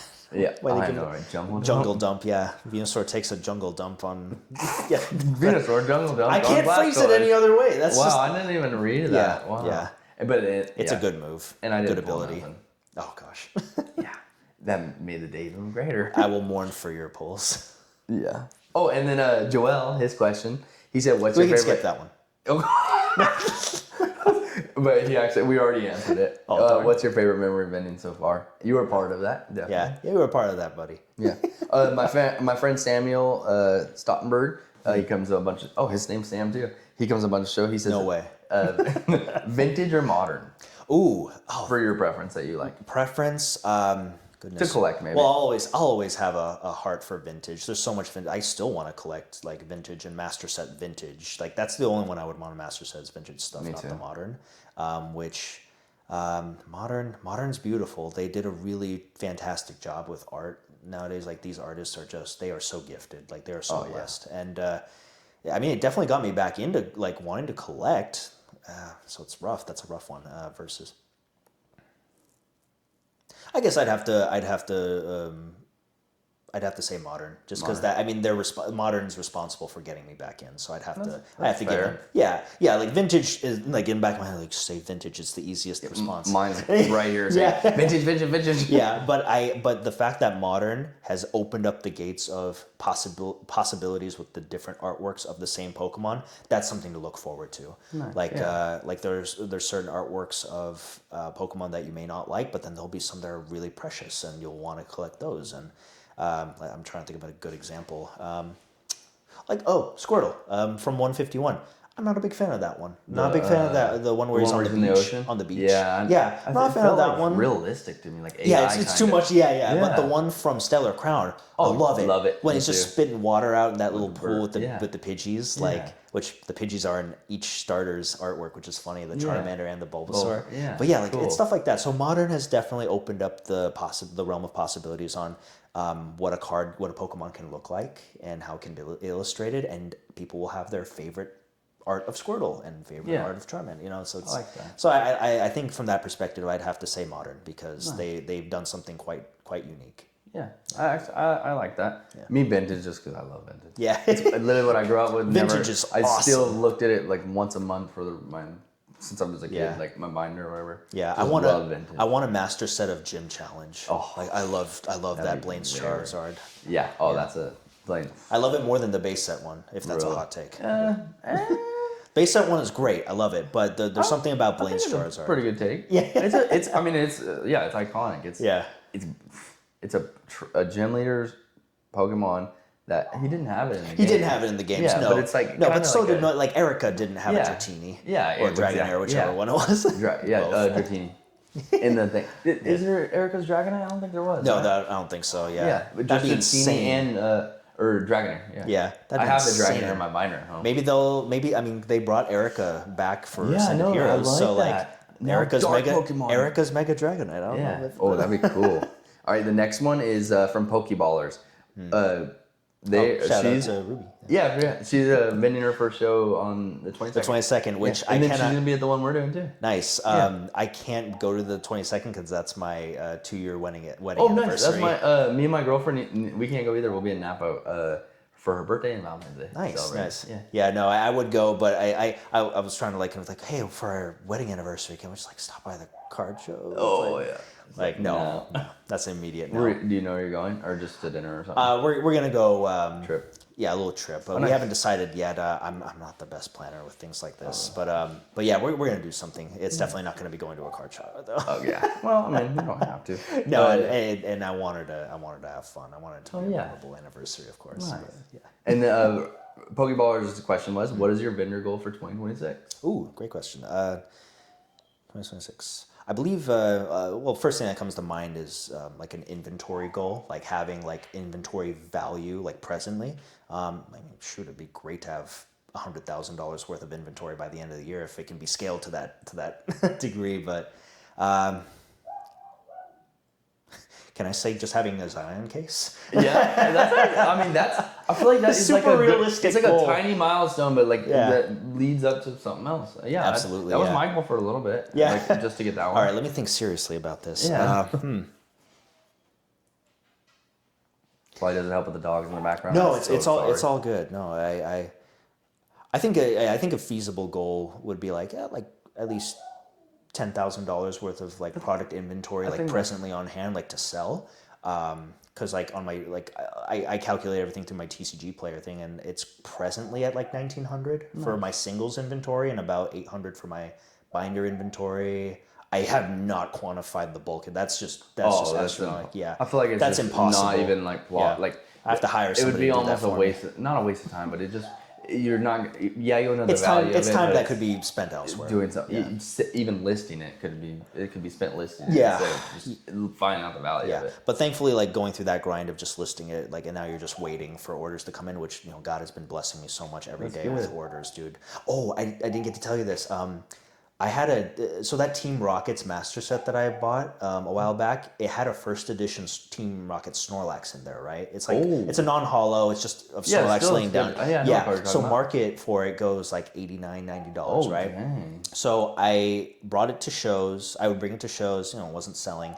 Actually, it almost sold, which is funny. But then he changed his mind and went for my Dark Gyarados first ed. Hey, what? So what I ended up doing with like I guess you can call it the higher end inventory that I bring to shows, I list that on TCG Player for an astronomically higher price with no expectation for anyone to buy it because Wow. For $200. For $200. Snorlax. For the $90 Snorlax, somebody bought it for $199. Was there barely any listed? I didn't look actually. I didn't look to see if there were others. I wonder if listed. that's why. Because sometimes I'll go look for a card and just check TCG Player because I've never ordered from there. But sometimes there's no listing for it. And I'm like, oh. So when you on the seller side of things, when you're at your portal listing your cards, it shows you the lowest price listed and the last sold price. Like and I feel like that was there. Like I mean, I'll probably look at it and maybe text you like, it was there. Yeah. Like who buys these? Like I had it at a high. Snorlax fan. It was it must have been. been. Was it near mint? Yeah, it was near mint Snorlax. I had it listed. I had it listed for $199.99. Just like thinking no one's gonna buy this, so that I can just sell it. In person. Yeah. And so because like the Giratina, I had it up there because it's worth like $660, something like that. I put it up there for $1,000, just like no one's gonna buy it at that price. And but yeah, exactly. Now I'm like, oh gosh, now I have to be mindful of that. But yeah, goodness, what was her question? Oh, sorry. Yeah. Well, the vending goal. Excuse me. No, the vending goal. The dog in the background. The vending goal. Excuse me. Yeah. Gosh, we went on a tangent with the master but what is the vendor goal for 2020? Yeah, it would be $10,000 of present single inventory to sell. Yeah. Oh, that's the tangent I went off to with the Snorlax. You're good. I like when you go in depth so people can. There we go. Yeah. So it would just be a higher present inventory goal, maybe some more professional looking cases because I just have that handy dandy silver briefcase that I've had since day one, and I finally got one. Mine's over there. Yeah, nice. Oh, nice. Yeah, it just opens up. Yeah, Zion, it's just nicer Zion's than carrying. pretty good quality. That's not even Zion. That's just Amazon. Nice. Whatever one. I don't remember. It's got a Z in it. Somewhere. Probably. But I like it because I don't have to bring all those white containers anymore. It just goes in a row. I mean, I can put all my singles in there and then take that. There we go. Yeah, I use an opened Pokemon Center Crown Zenith box. Oh, nice. Yeah, the blue one. Yeah, like Joel, I remember him commenting, so like, oh, so you opened that, huh? Like, I didn't know back then. That's a good Nobody one, knew back then. Yeah, Crown Zenith, that's going to be a good one of those sets that goes down. I master setted, or I should say master setted Crown Zenith for the art. Like I didn't get any of the commons or anything. I only wanted the artwork, and I got all of those at some point, but I sold them all. Oh, really? Yeah. Oh, yeah, remember I let you get the Arceus too. Yeah, that was. I did give you the Arceus, right? Yes, but this was prior, like back when I had my collection. Well, you know how I did that for you, and I kind of wanted to grade it. I think I wanted to grade it. I don't remember. Yeah, or I was telling you. I don't remember. Yeah, we were trading for. But I did it anyways. I traded you for. I think it was the Jolteon. Yeah, it was the Jolteon. I sold that. Yeah, but I ended up getting a Dialga gold Dialga from another different show many weeks later, and it's in my grading pile. There we go. Yeah, so I mean, I still have that Arceus, Dialga, and the Palkia in the grading pile as well. Those were nice. Yeah, were very nice. Yeah, I was at least for my grade 9, but we all know I get 9s. Yeah. A couple 10s. 9 mostly 9s. Yeah. I had PSA 9s of all the gold arts back then, like for my PC. Yeah. It was tough to have to sell those piecemeal, but I feel like those cards I didn't like at first, but now I love them for some reason. Actually, I feel like after you see them in person and hold them, you like them.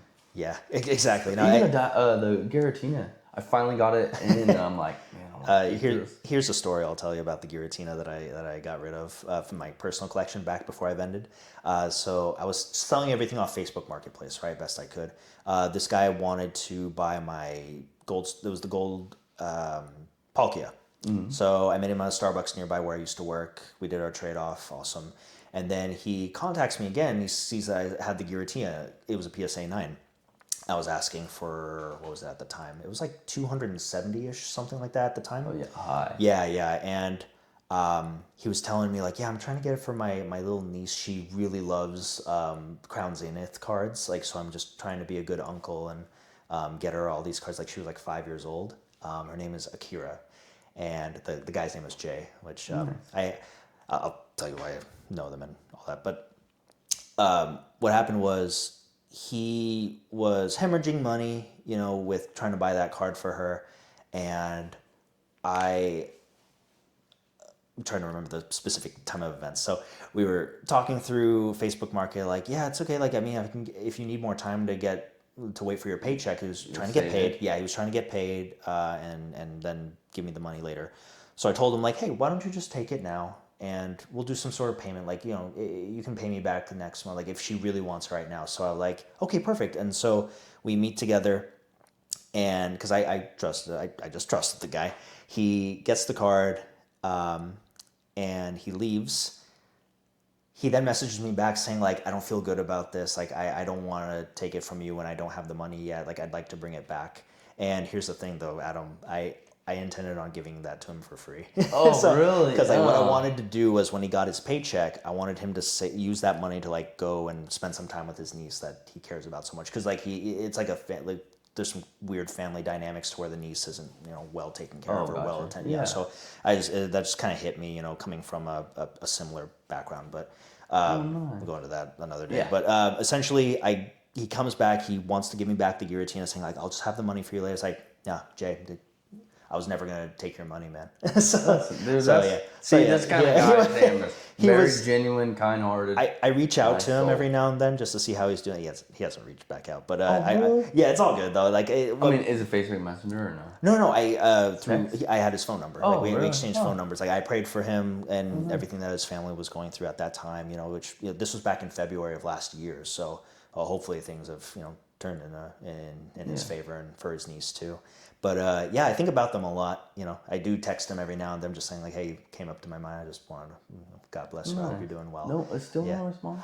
Yeah, it's okay. Like we all have lives. It's all good. Trust me. Like sometimes I'll be like, I will make it a mission to respond to because I hate. It's texting. No big deal. I don't know what it is about texting. I'm not a big texter. I don't mind phone calls. I love phone calls. If I am expecting the phone call, you know what I mean? Like not random ones because I'm usually busy, but. If I know the person's not doing something and I'm not doing something and I can make a phone call, I would so much rather do that because texting, sometimes I'll like start texting and then get sidetracked. I don't know if it's ADHD or what, but I'll start texting. Yeah, I only think I sent it, wait a couple hours, look back at the time, like he hasn't responded. Like, oh, never sent it. I never sent it. That's happened to me a handful of times when you don't press send.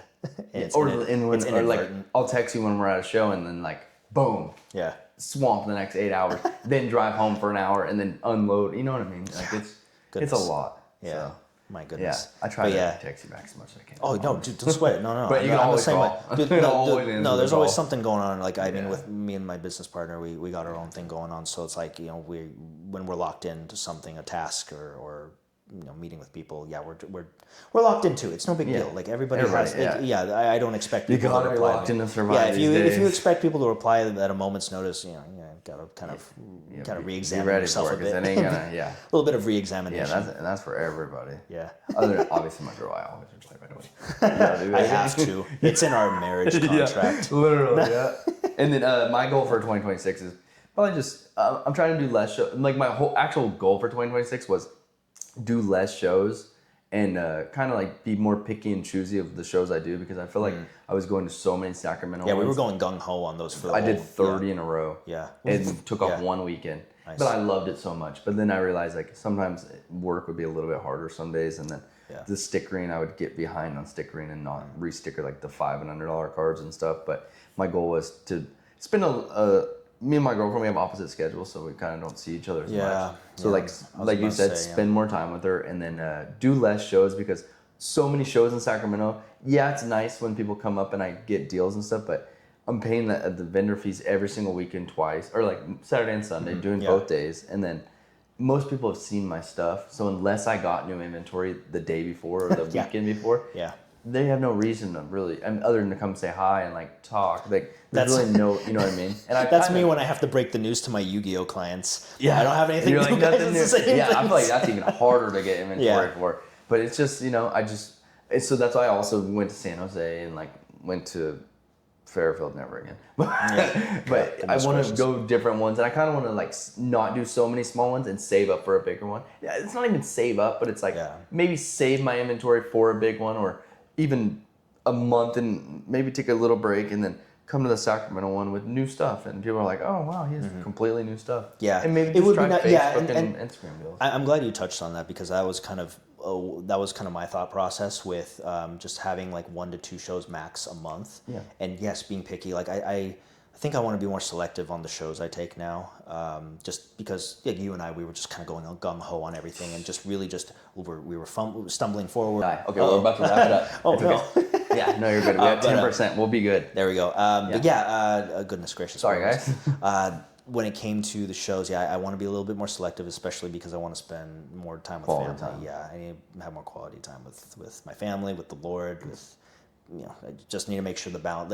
Like, I know there are seasons of focus, which are like, working, accumulating funds, investing, building, right? And then there's seasons of balance, which, I want to get back into the groove of things. Same, the balance. I was putting a little too much time into Pokemon.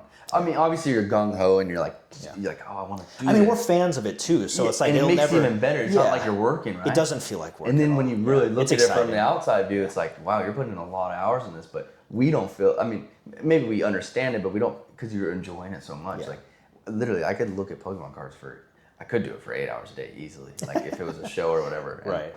yeah, so it's super nice. But yeah, that's my goal. Less shows, maybe some big ones, different areas and stuff. And then the last one before the camera dies is from Linda, and I totally missed Linda's last time. She said, which starter Pokemon would you pick from each region if you were to go on a Pokemon adventure? Easy. Yeah. I think I already got this. Okay, so Squirtle, Cyndaquil, Trico, Turtwig, Oshawott, Oh my goodness. Froakie, Rowlet. I have to say Sobble because that's what I chose, but I ended up wanting Scorbunny. But Joelle wanted Scorbunny, and I didn't want to say. So Sobble, and then for Scarlet and Violet, I chose Fuecoco. Wow, you have a good memory. Yeah, and then Legends, I did Rowlet, but I wanted Oshawott. Oh, And then for ZA, I did Totodile because Dang, I'm not a fan of the Mega for Alligator's Mega, but I like for Alligator too. I did not like the Mega either. Yeah, I don't like nice, the. Dude, you got a really good memory. I would just do up to Diamond and Pearl. I would do Charmander. Yeah. Or Chimchar. Oh, sorry. No, I thought you were trying to say Diamond Pearl. Like, it's Chimchar. When I get to Gen 5, tell me, I would do Charmander, Cyndaquil. Sometimes I would do. I would run all through the game and redo it and do all of them. That's what I did back in the day. Cyndaquil, Ruby, and Sapphire would be There's probably Trico, Mudkip. I used to love Swampert so much. Yeah, Swampert's. I love Swampert's Mega. It used to be one of my favorites. Swampert, and then for Are Diamond and Pearl. Are there Pokeroids in Hoenn? Because Swampert. Oh, I know. Juiced, yeah. It was cool. Yeah. I like Swampert. And then I had a shiny Swampert, I think. I don't remember. Oh, lucky. I don't remember, I think. Nice. Because I just remember seeing That's shiny like the Swampert pink, all the time. pastel looking color. exactly. Yeah, there you go. And then Gen 4 would be... Turtwig, Chimchar, and Piplup. Ooh, man. I think I went Torterra, so I had to go Piplup with because I just got off Swampert, so I went Piplup, I'm pretty sure. Nice. And Empoleon's so cool. I liked Infernape, and I also did one with Turtwig, Grotle, and Torterra. Torterra. I love those. I love Torterra. What's 5th gen? 5th gen was Snivy, Tepig, and Oshawott. So we had Superior, Emboar, and Samurai. Tepig, and then 6th generation. That was Chespin, Fennekin, and Froakie. I did Froakie. Yeah, Froakie. That's Greninja, right? Yeah. I did Froakie. I picked him before he was cool. Picked him before he was cool. Yeah, me too. I didn't even know Greninja was that popular until shows. I'm like, God, Greninja's a favorite. I liked Chespin and Quilladin's design. Quilladin? I didn't like Chespin that much. Chestnut just kind of like... I like the design-ish, but it felt like it kind of took a left turn from where it was becoming. Like I thought it was just going to be this giant like ball, armadillo type Pokemon. Oh, really? But I get it. It's supposed to be like a chestnut.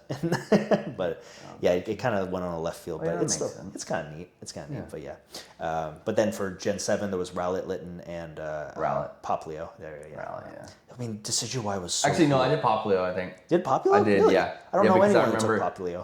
I think that was the one time where I was like, I'm just gonna go with something different. Yeah, Primarina. I the have first all, water man, fairy. one day I'm gonna Yeah. make a video just going through all the games I still have and just showing my actually show the whole Pokebox. There we go. Just see. But the camera is going to die, so but for Scarlet and Violet. Oh, I'm sorry, Sword and Shield. What is it? So Sword and Shield is Grookey, Scorbunny, and Sobble. Scorbunny, and then lastly, Sprigatito, Fuecoco, or Quaxley. Fuecoco. There we go. Yeah, Fuecoco's the cool. He's cool. Yeah. I actually like Fuecoco, or the newer ones, finally, because I wasn't really into all. And I like Chimchar. What did I say out of the other ones? Empoleon, I thought. Oh, Chimchar, Piplup, and Turtwig, yeah. Oh, yeah, actually, no, I liked Piplup. There we go. And Turtwig. But yeah, so the camera's gonna die, guys. Thank you guys so much for watching. Yes, thank you. Thank you for great. being patient with us through this entire Yeah. show. Thank you guys for watching. And I just want to for say, the guys, questions. honestly, great guy right here, and I appreciate meeting you. I appreciate you, brother. Yeah, Thank you very so much. blessed to meet Sam, and Yeah. makes Pokemon vending even more fun. And Thank I you. love vending next to you guys. Thank you, thank you. Yeah. And thank you for coming it's to a my blessing. home and doing the podcast.